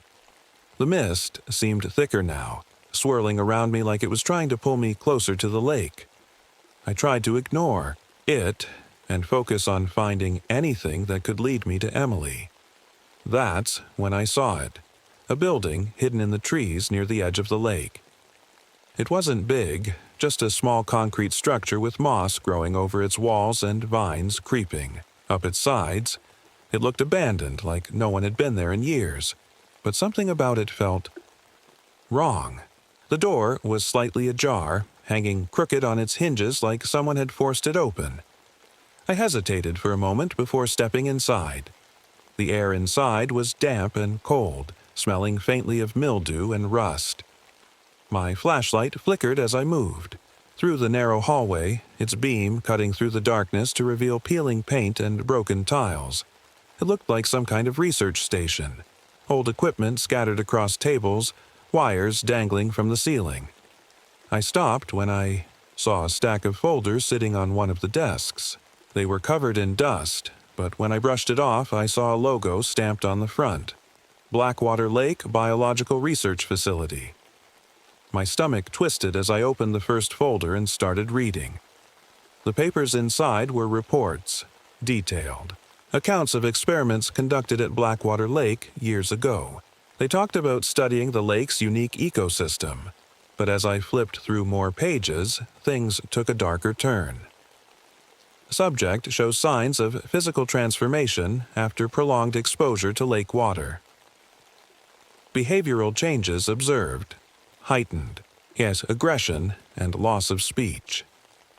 Further testing required to determine long-term effects. I felt sick as I read those words. This wasn't just a research station, it was a testing facility. They hadn't been studying Blackwater Lake. They'd been experimenting on people. I found more folders buried under piles of equipment, photos of test subjects with pale skin and elongated limbs, diagrams showing changes in their anatomy over time. It was all connected. The disappearances, the creatures in the lake, they were people once, people who had been transformed into something else. And then I found something that stopped me cold, a photo of Dr. Levine. He had been one of my mentors years ago when I first started working as a researcher. He was brilliant but secretive, always keeping his work close to his chest. I hadn't seen him in years, not since he left our lab without explanation. But now here he was, tied to Blackwater Lake. The photo showed him standing next to one of the test subjects, a young girl with pale skin and hollow eyes. My hands shook as I stared at her face. It wasn't Emily, but she couldn't have been much older than her. What had he done? What had they done? The sound of water dripping snapped me out of my thoughts. It was coming from deeper inside the building. A slow, steady drip echoing through the hallway like footsteps. I turned toward the sound, gripping my flashlight tighter as I moved closer. Whatever was waiting for me, I wasn't ready for it. I followed the sound of dripping water deeper into the building. Each step felt heavier than the last, like the air itself was pushing against me. My flashlight flickered again, its beam struggling to cut through the darkness. I told myself it was just old batteries, but deep down, I knew something wasn't right. The hallway led to a large room at the back of the building. The walls were lined with tanks, massive glass containers filled with murky water. Most of them were empty, but a few had shapes floating inside. I stepped closer, my heart pounding as I shone my flashlight on one of the tanks. What I saw made me stumble back. Inside was a creature, pale and distorted. Its limbs stretched unnaturally long. Its skin looked almost translucent, like it had been underwater for years. But what made my stomach twist was its face. It wasn't blank like the ones I'd seen near the lake. It had features, human features, but they were warped, twisted, into something unrecognizable. I stared at it, unable to look away. Was this what happened to the people who disappeared here? Was this what Blackwater Lake did to them? The dripping sound grew louder, pulling my attention away from the tank. It was coming from a corner of the room where another tank stood, larger than the others and covered in condensation. I moved closer, wiping away the fog on the glass with my sleeve. Inside was a man. He looked human, mostly, but his skin was pale and his eyes were wide open, staring straight ahead like he couldn't see me.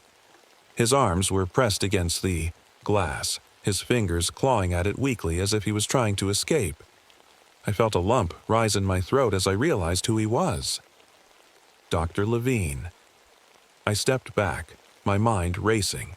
He had been part of this, part of whatever experiments they'd been doing here, but now he was trapped in one of their tanks, transformed into something barely human. Suddenly, his head turned toward me. His eyes locked onto mine, and for a moment, I thought I saw recognition in them.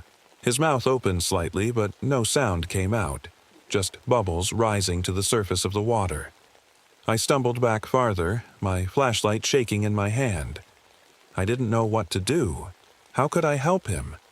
Was there even a way to reverse what had happened? Before I could think of anything else, I felt it. A sharp pain in my arm. I looked down and saw a thin scratch running across my skin. It wasn't deep, but it burned like fire. My heart started racing as I realized where it had come from.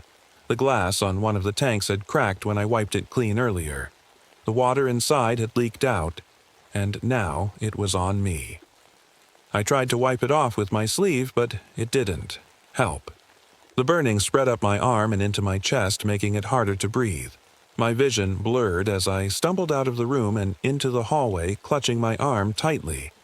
I didn't know what was happening to me, but I could feel it. Something inside me was changing. The air felt heavier now, pressing against me like a weight I couldn't escape. My legs felt weak, my skin tingling as if tiny needles were pricking every inch of me.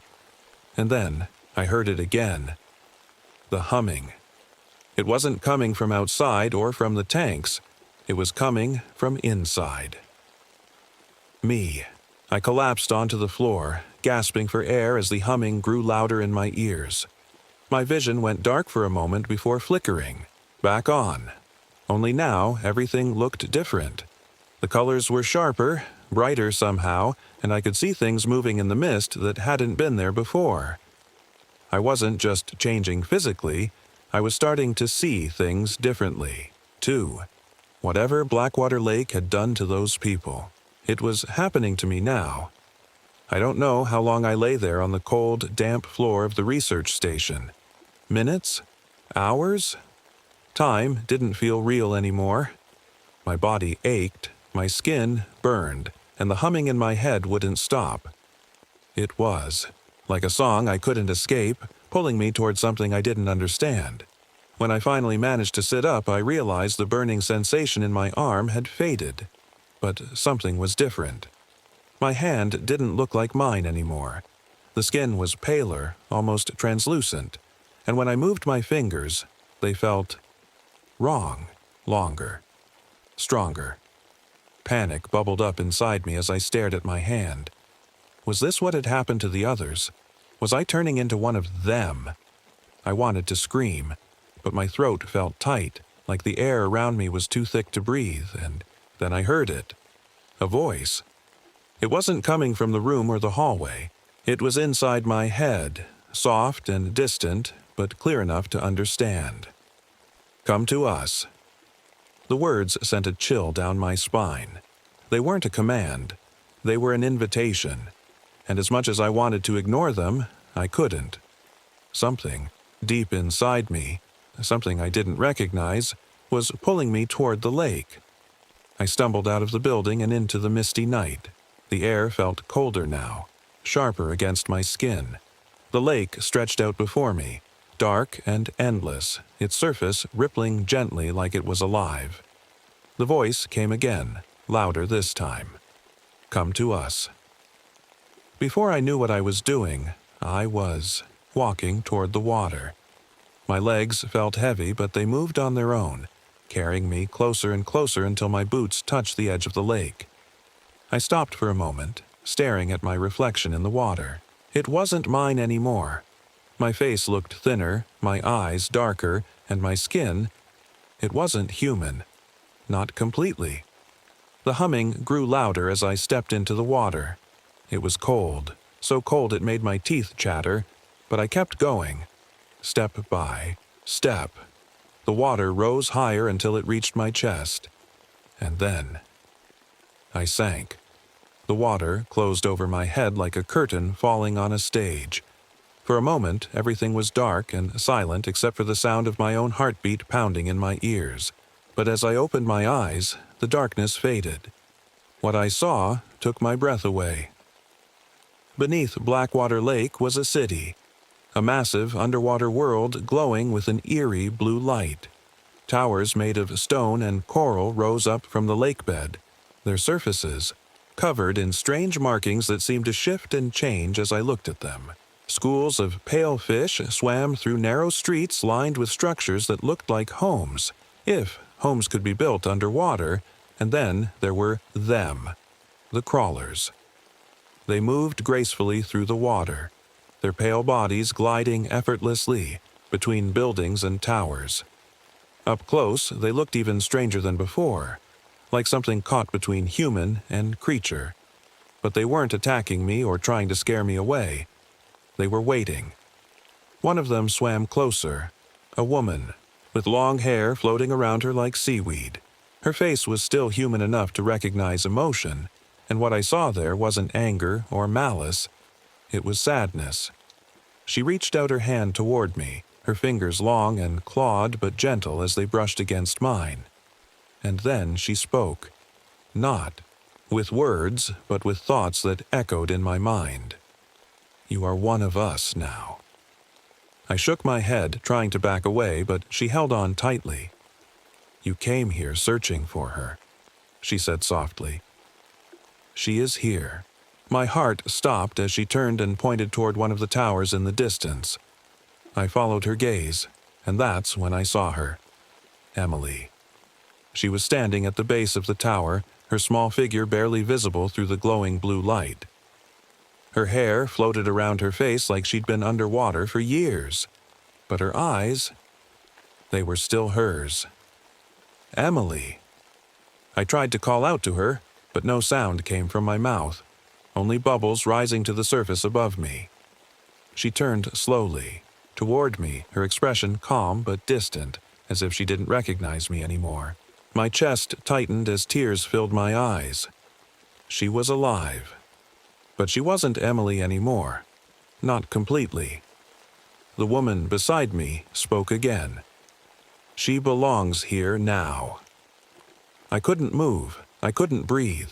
My daughter was standing right there, only a few feet away, but it felt like an entire world separated us. She looked so small, so fragile, yet there was something different about her.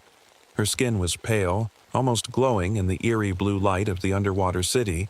Her hair floated around her like she belonged here, like this was her home now, but it wasn't her eyes that broke me. It was the way she looked at me.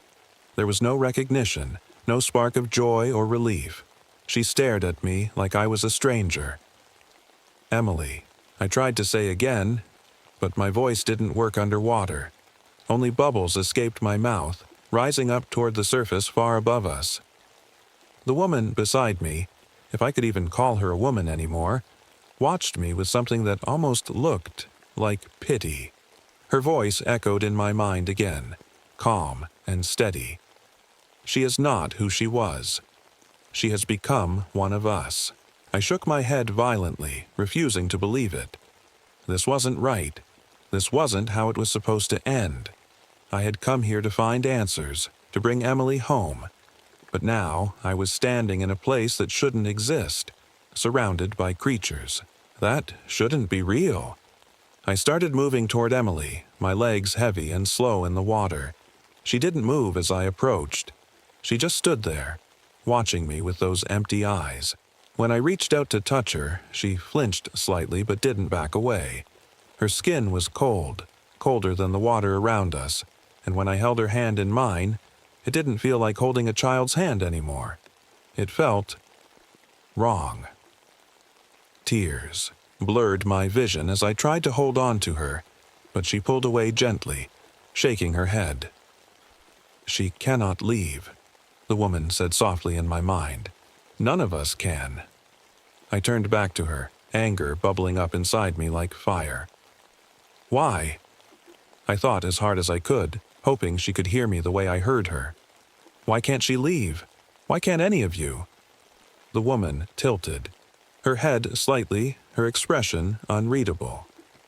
This is where we belong now, she said simply. The lake chose us. The lake chose them. What did that even mean? None of this made sense. None of it could be real. But here I was, standing in an underwater city with my daughter who wasn't my daughter anymore. I looked back at Emily and saw something flicker in her eyes. Something small but unmistakable. For just a moment, it felt like she recognized me again, like she remembered who I was. And then it was gone.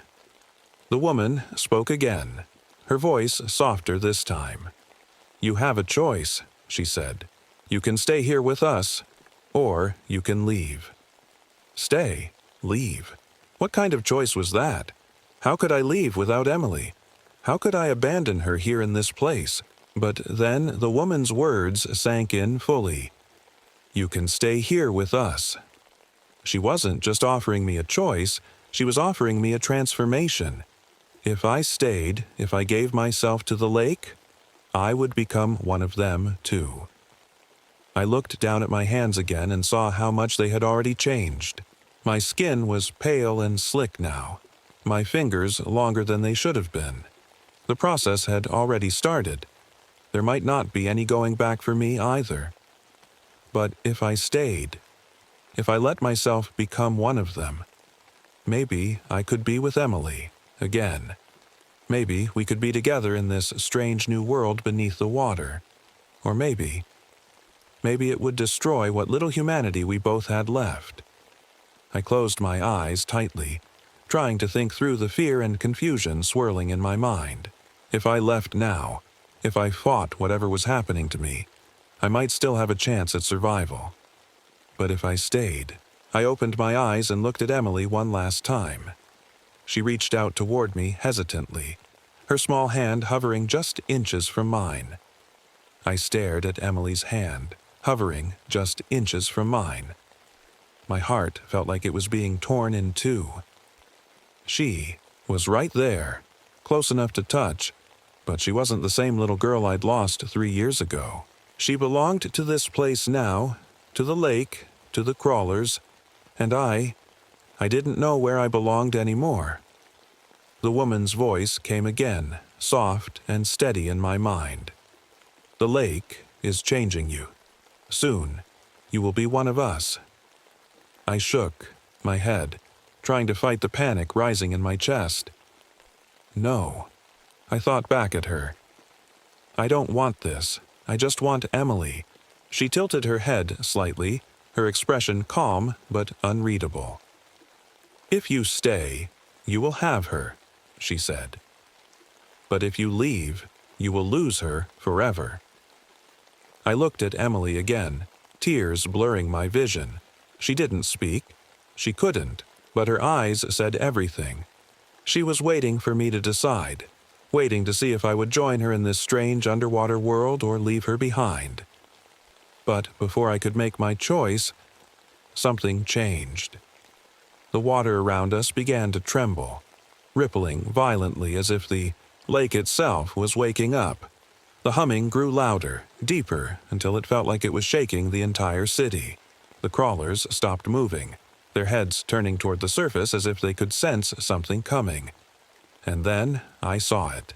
The storm. Above us, through the murky water, flashes of lightning lit up the sky. The rain poured down in sheets, sending waves crashing across the lake's surface. The storm was fierce, angry, and it wasn't just affecting the surface. The water around us churned violently, pulling at the buildings and towers of the underwater city like it was trying to tear them apart. The woman turned back to me, her voice sharp now. "The lake is angry," she said. "It will flood." Flood? What did she mean? Was the storm going to destroy this place? Was it going to spill over into the rivers and streams connected to Blackwater Lake? And then it hit me. The crawlers weren't just trapped here. They were contained. If the lake flooded, if its waters spilled out into other bodies of water, they would escape. They would spread. My chest tightened as I realized what that meant. If Blackwater Lake overflowed, these creatures wouldn't just stay here. They would move into other lakes and rivers, pulling more people into their world beneath the water. I had to stop it. I didn't know how. I didn't even know if it was possible. But I couldn't let this happen. This wasn't just about Emily anymore. It was about everyone else who might fall victim to this nightmare if I didn't do something. I turned back to the woman and thought as hard as I could. How do I stop it? She stared at me for a long moment before answering. You cannot stop the storm, she said, but you can stop us. Her words sent a chill down my spine. Stop them? How? What was she asking me to do? She raised one clawed hand and pointed toward a massive structure at the center of the city. A tower taller than all the others, glowing brighter than anything else around us. Destroy it, she said simply. Destroy it? What would that do? She seemed to sense my confusion and answered before I could ask. It is our source, the heart of our transformation, she said. Without it, we cannot survive. My stomach twisted as her words sank in. She was asking me to destroy their home, to destroy them, all of them. I looked at Emily again, my heart breaking all over again. If I destroyed that tower, if I stopped them, she would be gone too. But if I didn't, more people would suffer. More families would lose their loved ones just like I had lost mine. I closed my eyes tightly, trying to block out everything. The humming, the storm, Emily's empty gaze, and focused on what needed to be done. When I opened my eyes again, I knew what I had to do. The tower wasn't far from where we stood, but every step felt like a battle against myself. My body ached with every movement, the transformation taking hold faster now, but I pushed through it, refusing to let it stop me. The crawlers watched silently as I approached the tower. None of them tried to stop me, not even Emily, but their presence made every moment harder than it already was. When I reached the base of the tower, I saw what powered it. A glowing orb pulsing with blue light like a heartbeat underwater. It was beautiful and terrifying all at once. A reminder of everything this place had taken from me and everything it could take from others if I didn't act now. I raised my hand, my clawed hand, and slammed it into the orb with all the strength I had left. The explosion rocked the city instantly, the blue light shattering into fragments that dissolved into the water around us. The humming stopped abruptly, replaced by silence so heavy it felt like gravity itself had shifted. And then, everything began to fade. The towers crumbled first, stone and coral collapsing into piles of rubble on the lakebed, followed by the streets and homes that lined them. The crawlers began disappearing too, their pale bodies dissolving into mist that blended with the water until nothing remained. I looked back at Emily one last time before she faded completely, her small figure glowing faintly before vanishing into nothingness. My chest tightened as tears filled my eyes again, but this time they weren't just tears of grief. They were tears of relief, too. She was free now, free from this place, from this nightmare, and so was everyone else who might have been taken by Blackwater Lake in the future. When I woke up hours later on the shore of the Blackwater Lake, everything was quiet again. The mist, gone completely, and the water calm for once in its existence. I looked down at my hands and saw they were mine again. Not clawed or pale or transformed, just human hands trembling slightly as they gripped wet grass beneath me. Blackwater Lake had taken so much from me, but somehow, it had given me back myself, too.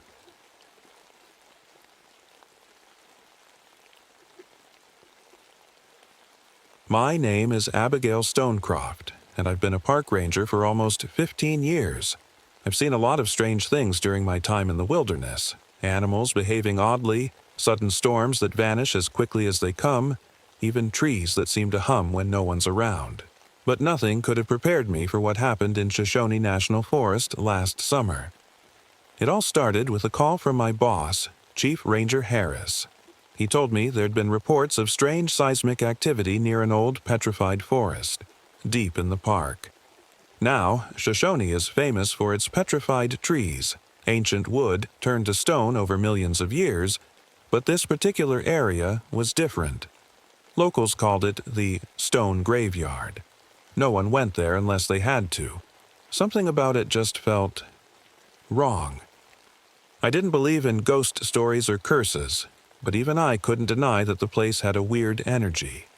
The air always felt colder there, even in the middle of summer.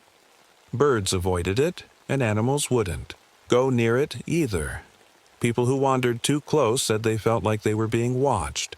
Some even claimed to hear whispers coming from the stones. He was skeptical, of course. Whispers? From rocks? It sounded ridiculous. But Harris wanted me to check it out, so I packed my gear and headed out early the next morning. The hike to the stone graveyard wasn't easy. The trail was overgrown, and the deeper I went into the forest, the quieter it got. No birds chirping, no rustling leaves, just silence. It was eerie, like stepping into another world. When I finally reached the petrified forest, I stopped in, my tracks. The place was massive. Hundreds of stone trees scattered across a barren clearing. Some were upright like frozen sentinels. Others lay broken on the ground, their jagged edges glinting in the sunlight. The air smelled strange too, like wet earth and something metallic. As I walked through the clearing, I couldn't shake the feeling that I wasn't alone. Every now and then, I thought I saw movement out of the corner of my eye. A shadow darting between the trees or a flicker of light on the rocks. But when I turned to look, there was nothing there. I told myself it was just my imagination playing tricks on me. After all, I'd been hiking for hours and hadn't eaten since breakfast. But then something happened that made my blood run cold. I was standing near one of the larger stone trees when I heard it. A faint whispering sound, so soft I almost missed it. At first, I thought it was the wind, but there wasn't any wind. The air was completely still. "Hello," I called out, my voice echoing through the clearing. No answer. I took a step closer to the tree and placed my hand on its smooth surface. That's when I felt it. A low vibration humming beneath my fingertips, almost like a heartbeat. I yanked my hand back and stumbled away from the tree, my heart pounding in my chest. What was that? Trees don't have heartbeats. Or whispers. Decided to head back to camp and report what I'd found to Harris. But as I turned to leave, something caught my eye. A small object sticking out of the ground near one of the fallen trees. It looked like a shoe. Curiosity got the better of me, so I walked over and knelt down for a closer look. It was definitely a shoe, an old hiking boot covered in dirt and moss, and next to it was something even stranger. A fossilized footprint embedded in the ground. The footprint didn't belong to any animal I'd ever seen before. It was huge, at least twice the size of my own foot, and shaped like nothing from this world. I took a picture with my phone and marked the spot on my map before heading back to camp as fast as my legs could carry me. Whatever was going on in that petrified forest, it wasn't natural, and deep down, I knew this was only the beginning. I didn't sleep much that night. Every time I closed my eyes, I saw that fossilized footprint and felt the strange hum of the stone tree under my hand. It wasn't just unsettling, it was wrong. I couldn't explain it, but something about that place felt alive in a way it shouldn't have. Let me tell you a little about myself before I go any further. My name is Abigail Stonecroft, but most people just call me Abby. I've been a park ranger for most of my adult life, and if there's one thing I know, it's that nature is full of mysteries. I've always been drawn to those mysteries, the things people can't explain. That's why I studied geology and ecology before joining the Ranger Service. Rocks, trees, mountains, they all tell a story if you know how to listen. But this? This was different. I've spent years studying petrified wood and fossils. I've seen trees turned to stone by time and pressure, fossils of creatures that lived millions of years ago, but none of them ever felt alive. None of them ever whispered. The next morning, I called Chief Ranger Harris to report what I'd found. He listened quietly as I described the shoe, the footprint, and the strange vibrations in the petrified tree. "Could be seismic activity," he said after a long pause. "There's been some minor tremors in that area recently. Maybe they're causing vibrations in the stone." "Seismic activity doesn't explain the whispers," I said. Harris chuckled nervously. "You've been out there too long, Abby. Get some rest." I wanted to argue, but what could I say? That rocks were talking to me? Even I wasn't sure what I'd experienced. So I hung up and decided to investigate on my own. That afternoon, I went back to the stone graveyard with more equipment: a seismometer to measure ground vibrations, a thermal camera to detect heat signatures, and an audio recorder to capture any sounds. If something strange was going on out there, I wanted proof.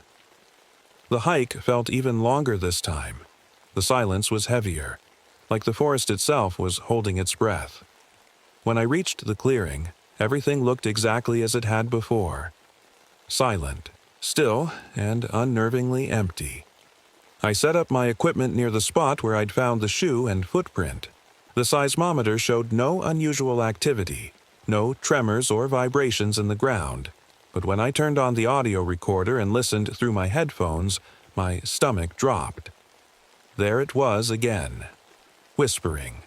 It was faint, almost too soft to hear, but it was there, a low murmur that seemed to come from all around me. It wasn't words exactly, more like a mix of sounds that almost formed words but didn't quite make sense. I scanned the clearing with my thermal camera, hoping to catch some kind of heat signature, an animal or maybe another person, but the screen showed nothing but cold stone and earth. That's when I noticed something strange about one of the fallen trees. Its surface wasn't smooth like the others. It was covered in tiny grooves and ridges that looked almost like writing. Crouched down for a closer look and ran my fingers over the markings. They weren't random scratches or cracks. They were deliberate carvings, etched into the stone with precision. But they weren't in any language I recognized. I took pictures of the carvings with my phone and made a note to research them later. As I stood up, something caught my eye, a glint of light coming from deeper in the forest. It looked like sunlight reflecting off metal, but there shouldn't have been anything metallic out here. Curious, and maybe a little reckless, I decided to follow it. The light led me to a narrow trail winding through the trees. The further I went, the darker it got, until all I could see were shadows and faint outlines of stone trunks around me. My heart was pounding in my chest, but I couldn't turn back now. Finally, the trail opened into another clearing, a smaller one this time, and at its center stood something that made my blood run cold. An old campsite. There was a rusted tent, frame half buried in dirt, a broken lantern lying on its side, and scattered pieces of gear that looked like they'd been there for years. But what really caught my attention was what lay next to the tent, a pile of stones arranged in a perfect circle. Each stone was carved with more of those strange markings, the same ones I'd seen on the tree, and in the center of the circle was another fossilized footprint. Only this one was even larger than the first. I felt a chill run down my spine as I stared at it. This wasn't just some random geological formation or ancient artifact. Someone, or something, had put these stones here for a reason, and whatever it wasn't human. The discovery of the old campsite stayed with me long after I left the petrified forest that day. I couldn't stop thinking about the carved stones, the fossilized footprint, and the eerie silence that surrounded it all. It felt like I'd stumbled onto something ancient, something that didn't want to be found. I spent the next few days researching everything I could about the area. I combed through old park records, geological surveys, and even local legends, hoping to find some kind of explanation. That's when I came across a report from 5 years ago, a group of spelunkers who had gone missing while exploring a cave system near the petrified forest. The report was brief and vague. It said that 3 experienced cavers had entered a newly discovered cave but never came out. Search teams had combed the area for weeks but found no trace of them, not even their gear. Eventually, the search was called off, and the case was closed as unsolved. I couldn't help but wonder if their disappearance was connected to what I'd seen in the stone graveyard. The cave system wasn't far from where I'd found the old campsite, and both locations had a similar eerie feeling. But what really caught my attention was a note in the report about strange vibrations inside the cave, similar to what I'd felt in the petrified tree. I decided to visit the cave myself. It wasn't an easy decision. I knew it could be dangerous, but I couldn't shake the feeling that something bigger was going on here. If those spelunkers had vanished because of whatever was happening in this forest, I needed to find out why. The entrance to the cave was hidden behind a thick wall of vines and moss. It looked like nothing more than a dark hole in the side of a rocky hill, but as soon as I stepped inside, I felt it. The same low hum I'd felt in the petrified tree. It was faint at first, just a gentle vibration under my boots, but as I moved deeper into the cave, it grew stronger. The walls were smooth and cold to the touch, covered in more of those strange carvings, the same ones I'd seen on the stones near the campsite. They seemed to glow faintly in the darkness, as if they were alive. I turned on my flashlight and followed the narrow tunnel deeper into the earth. The air grew colder with every step, and my breath came out in white puffs. The hum grew louder, too, almost like a distant heartbeat echoing through the stone. Suddenly, my flashlight flickered and went out. I froze, my heart racing as darkness swallowed me whole. I fumbled with the flashlight, smacking it against my palm until it flickered back to life. The beam of light cut through the darkness again, but now something was different. The tunnel ahead wasn't empty anymore. There were footprints on the ground, fresh ones, leading deeper into the cave. I stared at them for a moment, trying to make sense of what I was seeing. They weren't fossilized like the ones in the petrified forest. They were real footprints made by someone, or something, that had been here recently. Against every instinct screaming at me to turn back, I followed them. The tunnel twisted and turned like a maze, growing narrower with each step until I had to crouch down to keep moving forward. The footprints led me to a small chamber at the end of the tunnel, a circular room with smooth stone walls and more glowing carvings. In the center of the chamber was something that made my stomach drop. 3 backpacks lying in a neat row on the ground. They were covered in dust and dirt but still intact, like they'd been placed there deliberately. Next to them was a journal with its cover half rotted away. I picked it up carefully and flipped through its pages. Most of it was unreadable. The ink had smudged over time, but one entry stood out. Day 3. We heard whispers again last night. They're getting louder, closer. The walls feel like they're breathing. I felt my throat tighten as I read those words. Whispers? Breathing walls? It sounded exactly like what I'd experienced in the petrified forest, and now here in this cave. But before I could process what any of it meant, something happened that made my blood run cold. The hum stopped. For a moment, everything was silent, eerily silent. And then, I heard it, a whisper. It started softly at first, a faint murmur coming from somewhere deep within the chamber, but quickly grew louder until it echoed off every surface around me. It wasn't just one voice. It was many voices overlapping each other, speaking in a language I couldn't understand. I stumbled backward toward the tunnel, my flashlight shaking in my hand as shadows began to move along the walls. Shadows. That didn't belong to me. I didn't wait to see what would happen next.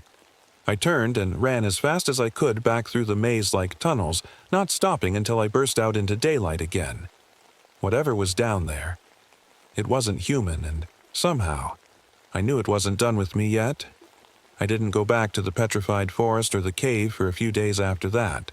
Honestly, I wasn't sure I ever wanted to. Whatever was happening out there, whatever I'd stumbled into, it wasn't something I could explain away with science or logic. It felt bigger than me, older than me, like I'd accidentally opened a door that was meant to stay closed. But the whispers didn't stop. Even after I left the forest, I kept hearing them. At first, they were faint, just a soft murmur at the edge of my hearing. I thought maybe it was my imagination, my mind playing tricks on me after everything I'd seen. But then they got louder. They followed me everywhere, to my cabin, to the ranger station, even into town when I went to grab supplies. It was like they were inside my head, speaking in a language I couldn't understand but somehow felt familiar. I tried to ignore them, but it was impossible. They weren't just sounds, they were feelings. Every whisper carried a weight, an emotion that pressed down on me like a heavy blanket. Fear, sadness, anger, and something else, something I couldn't quite put into words. It felt like the whispers were trying to tell me something, like they wanted me to understand, but no matter how hard I listened, I couldn't make sense of them. One night, as I sat alone in my cabin, staring at the pictures I'd taken in the petrified forest and the cave, the whispers grew louder than ever before. They weren't coming from inside my head anymore. They were coming from outside, from the trees. I grabbed my flashlight and stepped out onto the porch, my heart pounding in my chest.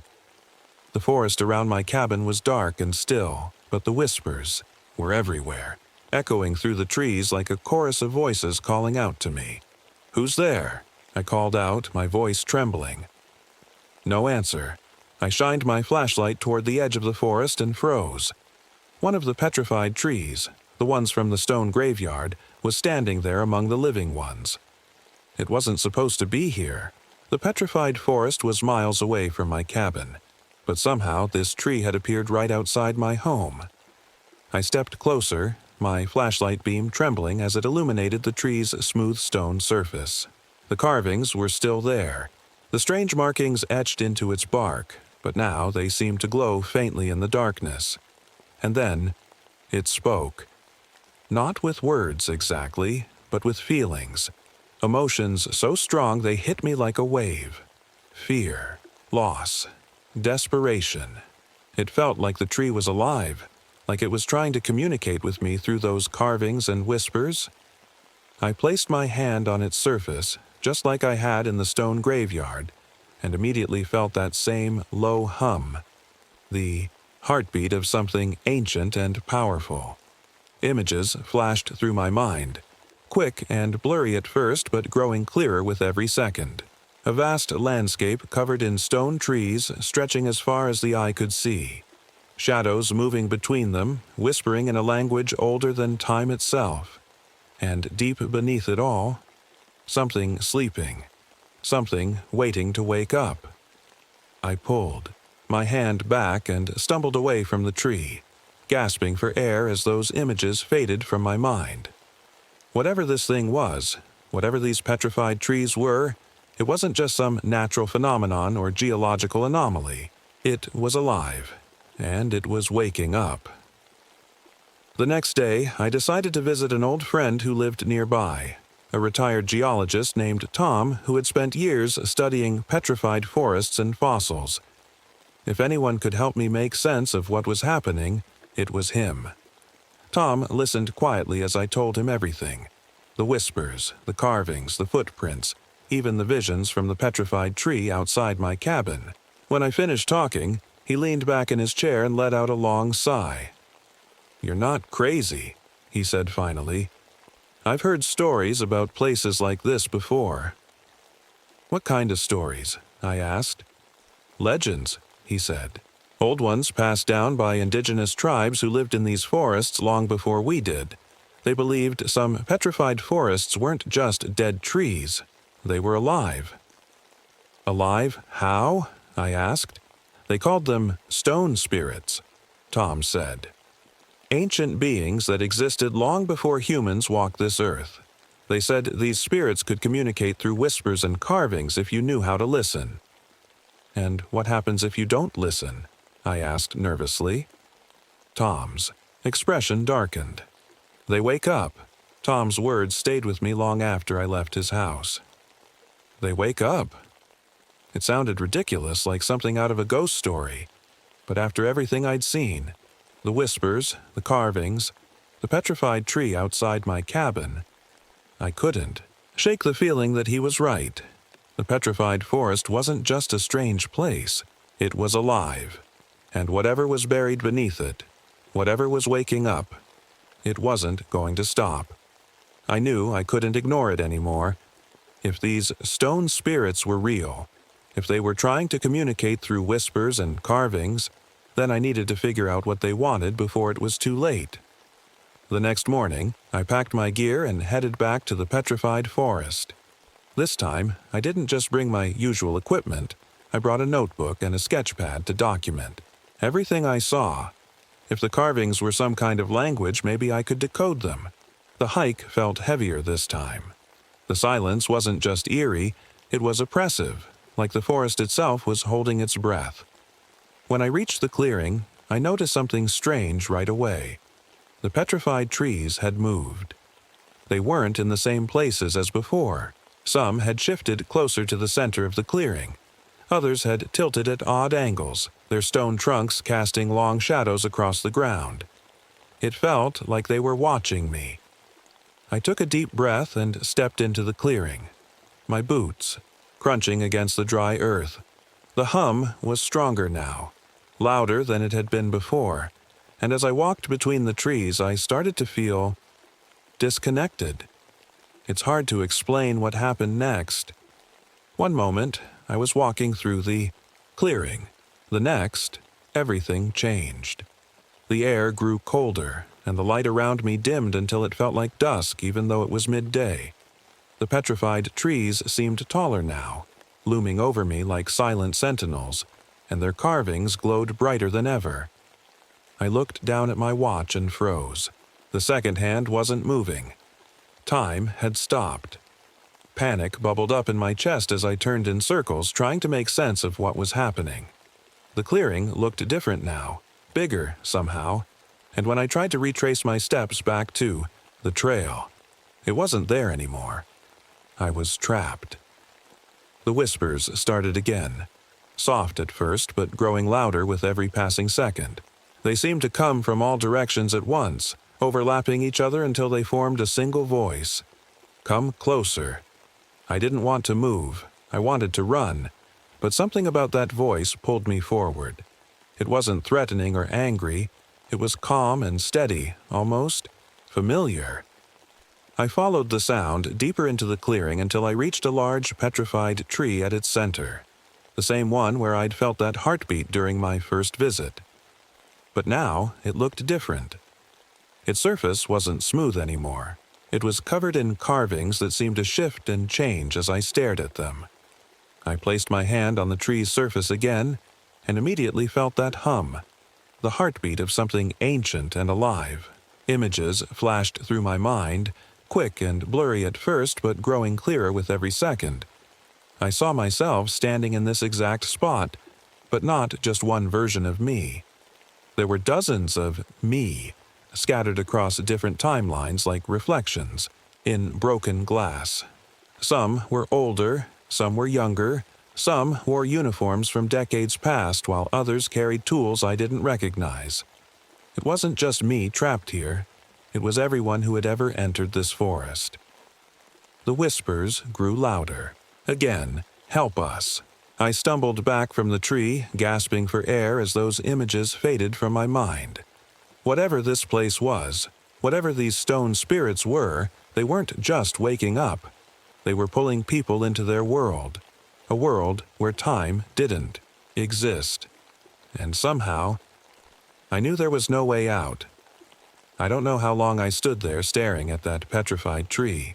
Time didn't feel real anymore. My watch had stopped, and the sun hadn't moved in the sky since I entered the clearing. It was like I was caught in a bubble where nothing changed, except for me.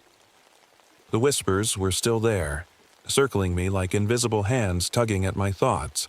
"Help us," they said again, softer this time, almost pleading. I wanted to help, I really did, but I didn't even know where to start. What could I possibly do against something this big, this ancient? I forced myself to move, to look around, the clearing for anything that might give me answers. That's when I noticed something I hadn't seen before. A path leading deeper into the forest. It wasn't there when I arrived, I was sure of it, but now it stretched out before me, lined with petrified trees that seemed to glow faintly in the dim light. I didn't want to follow it. Every instinct in my body screamed at me to turn back, to run as far away as I could, but deep down I knew I couldn't leave. Not yet. Not until I understood what was happening here. So, with my flashlight trembling in my hand, I stepped onto the path and started walking. The further I went, the stranger things became. The trees around me seemed to shift and change as I passed. Them. Some growing taller, others twisting into impossible shapes. The air grew colder too, and the hum beneath my feet grew louder until it felt like the ground itself was alive. And then I saw them. At first, I thought they were statues, figures made of stone standing motionless among the trees. But as I got closer, I realized they weren't statues at all. They were people, fossilized people. Their faces were frozen in expressions of fear and pain, their bodies twisted as if they'd been trying to escape something. Some clutched tools or backpacks, others reached out with hands that had turned to stone mid-motion. My stomach churned as I recognized one of them, a man whose face matched a photo from the spelunker's missing persons report. He was holding a climbing rope, his eyes wide with terror as if he'd seen something horrible just before he turned to stone. I stumbled back, my heart racing as I tried to make sense of what I was seeing. These weren't just random victims. They were everyone who had ever disappeared in this forest.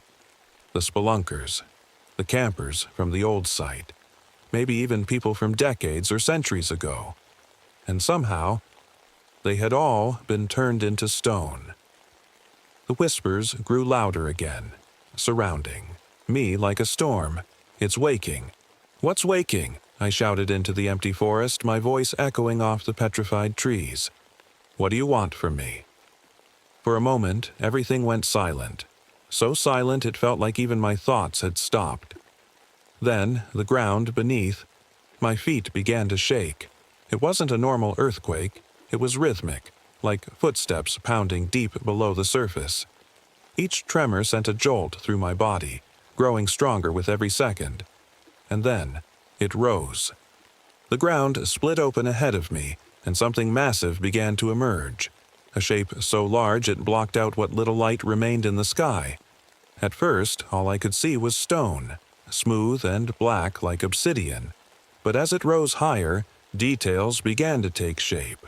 Massive arms covered in carvings that glowed faintly in the darkness. A head crowned with jagged spires that looked like horns. Eyes that burned like molten lava. It wasn't just a stone spirit, it was the stone spirit. The one at the heart of this forest. The one that had been sleeping beneath us for centuries. Or maybe longer, and now it was awake. The whispers returned, louder than ever before. "It feeds." I didn't need anyone to explain what that meant. This thing, this ancient being, wasn't just waking up, it was hungry. And all those fossilized people? They weren't just victims. They were its food. I turned and ran as fast as I could, back down the path, my flashlight bouncing wildly in my hand. The ground shook violently beneath me as the creature began to move, its massive form tearing through the forest like a living earthquake. Branches snapped and trees fell around me as I sprinted toward what I hoped was safety. But deep down, I knew there was no outrunning something like this. And then, everything stopped. The shaking ceased, the whispers faded away, and when I looked over my shoulder, the creature was gone. For a moment, all I could hear was my own ragged breathing and the pounding of my heart in my ears. But then a new sound reached me, a low rumble coming from deep within the earth. It wasn't over, not by a long shot. I didn't know how I made it back to my cabin that night. My legs felt like jelly, my mind was spinning, and my heart wouldn't stop racing. Every time I closed my eyes, I saw that massive stone creature rising from the ground, its glowing carvings burning into my memory. I sat on the floor of my cabin, trying to catch my breath when the whispers returned. They were softer now, calmer, like they were trying to soothe me. But they still carried that same urgency, that same plea for help. "What do you want from me?" I whispered back, my voice barely audible. The whispers didn't answer in words. Instead, they filled my mind with images, flashes of scenes that felt like memories but weren't mine. I saw a group of people standing in a circle around a fire, their faces painted with symbols that glowed faintly in the dark. I saw them chanting in unison, their voices blending together like a single heartbeat. And then I saw the stone creature, the same one I'd seen in the forest, sinking back into the earth as if lulled to sleep by their voices. I didn't understand everything I was seeing, but one thing was clear. There was a way to stop it. A ritual, something ancient and powerful that could put the creature back to sleep before it destroyed everything. The whispers grew louder again. "You must!" I shook my head, panic rising in my chest. "I don't know how. I don't even know where to start." The whispers didn't respond this time. Instead, they filled my mind with one final image. The petrified tree at the center of the stone graveyard. The one with the glowing carvings and the heartbeat beneath its surface. That was where it had to happen. That was where the ritual needed to be performed. I spent the next few hours gathering everything I thought I might need. Matches, candles, ropes, and anything else that seemed remotely useful. I didn't know exactly what the ritual required, but I figured fire was a safe bet given what I'd seen in those visions. As dawn broke over the horizon, I made my way back to the petrified forest. The hike felt longer than ever before, every step weighed down by fear and uncertainty. But deep down, I knew this was something I had to do. If I didn't, no one else would. When I reached the clearing, everything was exactly as I'd left it. Silent, still, and unnervingly empty. The petrified trees stood like frozen sentinels around me, their carvings glowing faintly in the dim light. I walked to the center of the clearing and placed my hand on the large petrified tree again. The hum was stronger now, louder and faster than before. And as soon as my fingers touched its surface, more images flooded into my mind. This time, they were clearer, more detailed. I saw myself standing in this exact spot, surrounded by glowing carvings and flickering flames. I saw myself chanting words in a language I didn't understand, but somehow knew how to speak. And then, I saw myself disappear. The whispers returned. "You must!" Tears stung my eyes as I pulled my hand away from the tree. "Why me?" I asked aloud, my voice cracking with emotion. "Why does it have to be me?" The whispers didn't answer, not with words anyway. Instead, they filled me with a feeling, a deep sadness mixed with hope and gratitude. It wasn't just about me. It was about everyone who had ever stepped foot in this forest. The spelunkers, the campers, even Tom and Harris and everyone else who lived nearby. This wasn't just my fight. It was theirs too. I spent hours setting up for the ritual, arranging stones in a circle around the tree, lighting candles at each point of the circle, and carving symbols into the dirt using sticks and rocks from around the clearing. Everything felt familiar somehow, like I'd done it all before even though I knew I hadn't. As night fell over the forest, I stood at the center of the circle and took a deep breath. The air was heavy with tension. Even the hum beneath my feet seemed to pause for a moment as if waiting for me to begin. I closed my eyes and let the whispers guide me. The words came naturally. Soft at first, but growing louder with every syllable until They echoed through the clearing like a song. Kashal Mora, Etrai Veshan. Kashal Mora, Etrai Veshan. The carvings on the petrified trees began to glow brighter as if responding to my voice. The hum beneath my feet grew stronger. 2, faster now, but instead of feeling threatening or chaotic, it felt calm, like a heartbeat slowing down.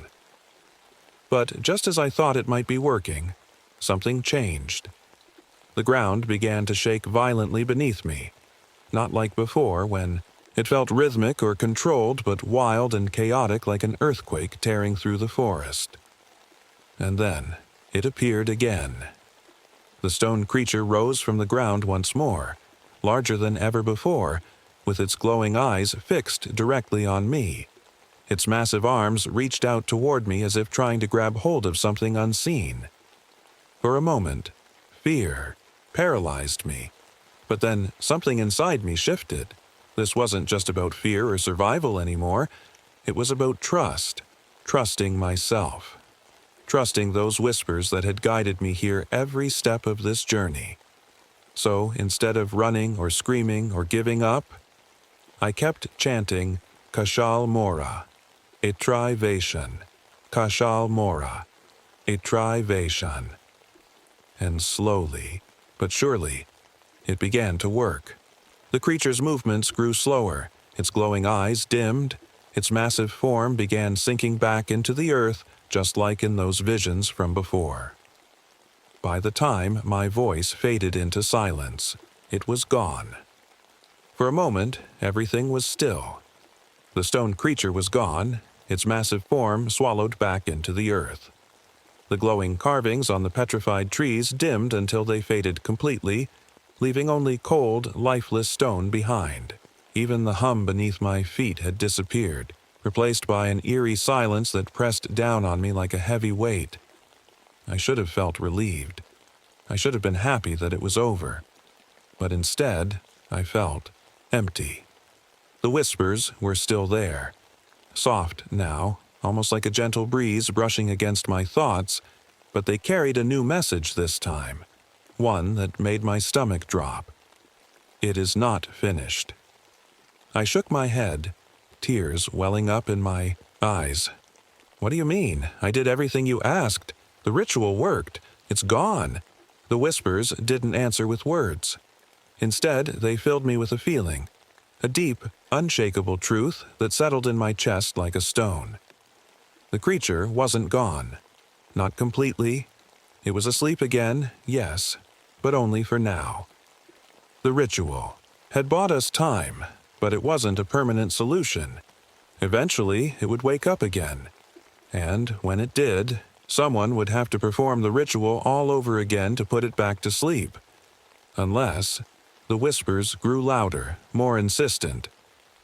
A guardian. I froze as their meaning became clear. The ritual wasn't just about putting the creature to sleep. It was about binding someone to it. Someone who could stay here, connected to the forest and its ancient power, to make sure the creature never woke up again. Someone like me. No, I whispered, shaking my head as panic clawed at my chest. No, there has to be another way. You can't ask me to do this. But deep down, I knew they weren't asking. They were telling me what had to be done. I thought about all the people who had disappeared in this forest. The spelunkers, the campers, everyone who had been turned into stone by this ancient force. I thought about Tom and Harris and everyone else who lived nearby, completely unaware of the danger lurking beneath their feet. If I didn't do this, they'd all be at risk. The whispers softened again, filling me with a strange sense of calm. This wasn't just about sacrifice, it was about purpose, about becoming part of something bigger than myself. I took a deep breath and stepped back toward the petrified tree at the center of the clearing. Its surface was cold and smooth under my hand as I closed my eyes and let the whispers guide me one last time. The words of the ritual came naturally now, flowing from my lips like they'd always been there. Kashal Mora, Etrai Veshan. Kashal Mora, Etrai Veshan. As I chanted, I felt a warmth spreading through my body, a soft glow that started in my chest and radiated outward until it surrounded me completely. The carvings on the tree began to glow again, brighter than ever before, and for a brief moment, I felt weightless, and then everything went dark. When I opened my eyes again, everything was different. I wasn't standing in the clearing anymore. Not exactly. I could still see it around me, the petrified trees, the circle of stones, but it all felt distant somehow, like I was looking at it through a foggy window. I tried to move, but realized I couldn't, not in the way I used to. My body felt heavy and solid, like stone fused with earth itself. And then it hit me. I was stone, now. I wasn't Abigail Stonecroft anymore, not in the way people had known me. I was part of the forest now, a guardian bound to its ancient power, watching over the creature below to make sure it never woke up again. The whispers were gone now, replaced by a deep silence that felt strangely comforting. For the first time in days, maybe weeks, I felt at peace. Years passed after that, or maybe decades. Time didn't feel real anymore in this form, but every now and then I'd catch glimpses of people wandering into the forest, hikers taking pictures of the petrified trees, researchers studying fossils, even kids playing hide-and-seek among the stones. They didn't know what lay beneath their feet or how close they were to waking something ancient and dangerous. But that was okay. They didn't need to know. That's why I was here, to protect them from what they couldn't see or understand. Sometimes I wondered if anyone remembered me, if Tom or Harris ever thought about what happened to Abigail Stonecroft after she disappeared into the forest one final time. But those thoughts didn't bother me anymore. Not really, because as long as they were safe, that was enough.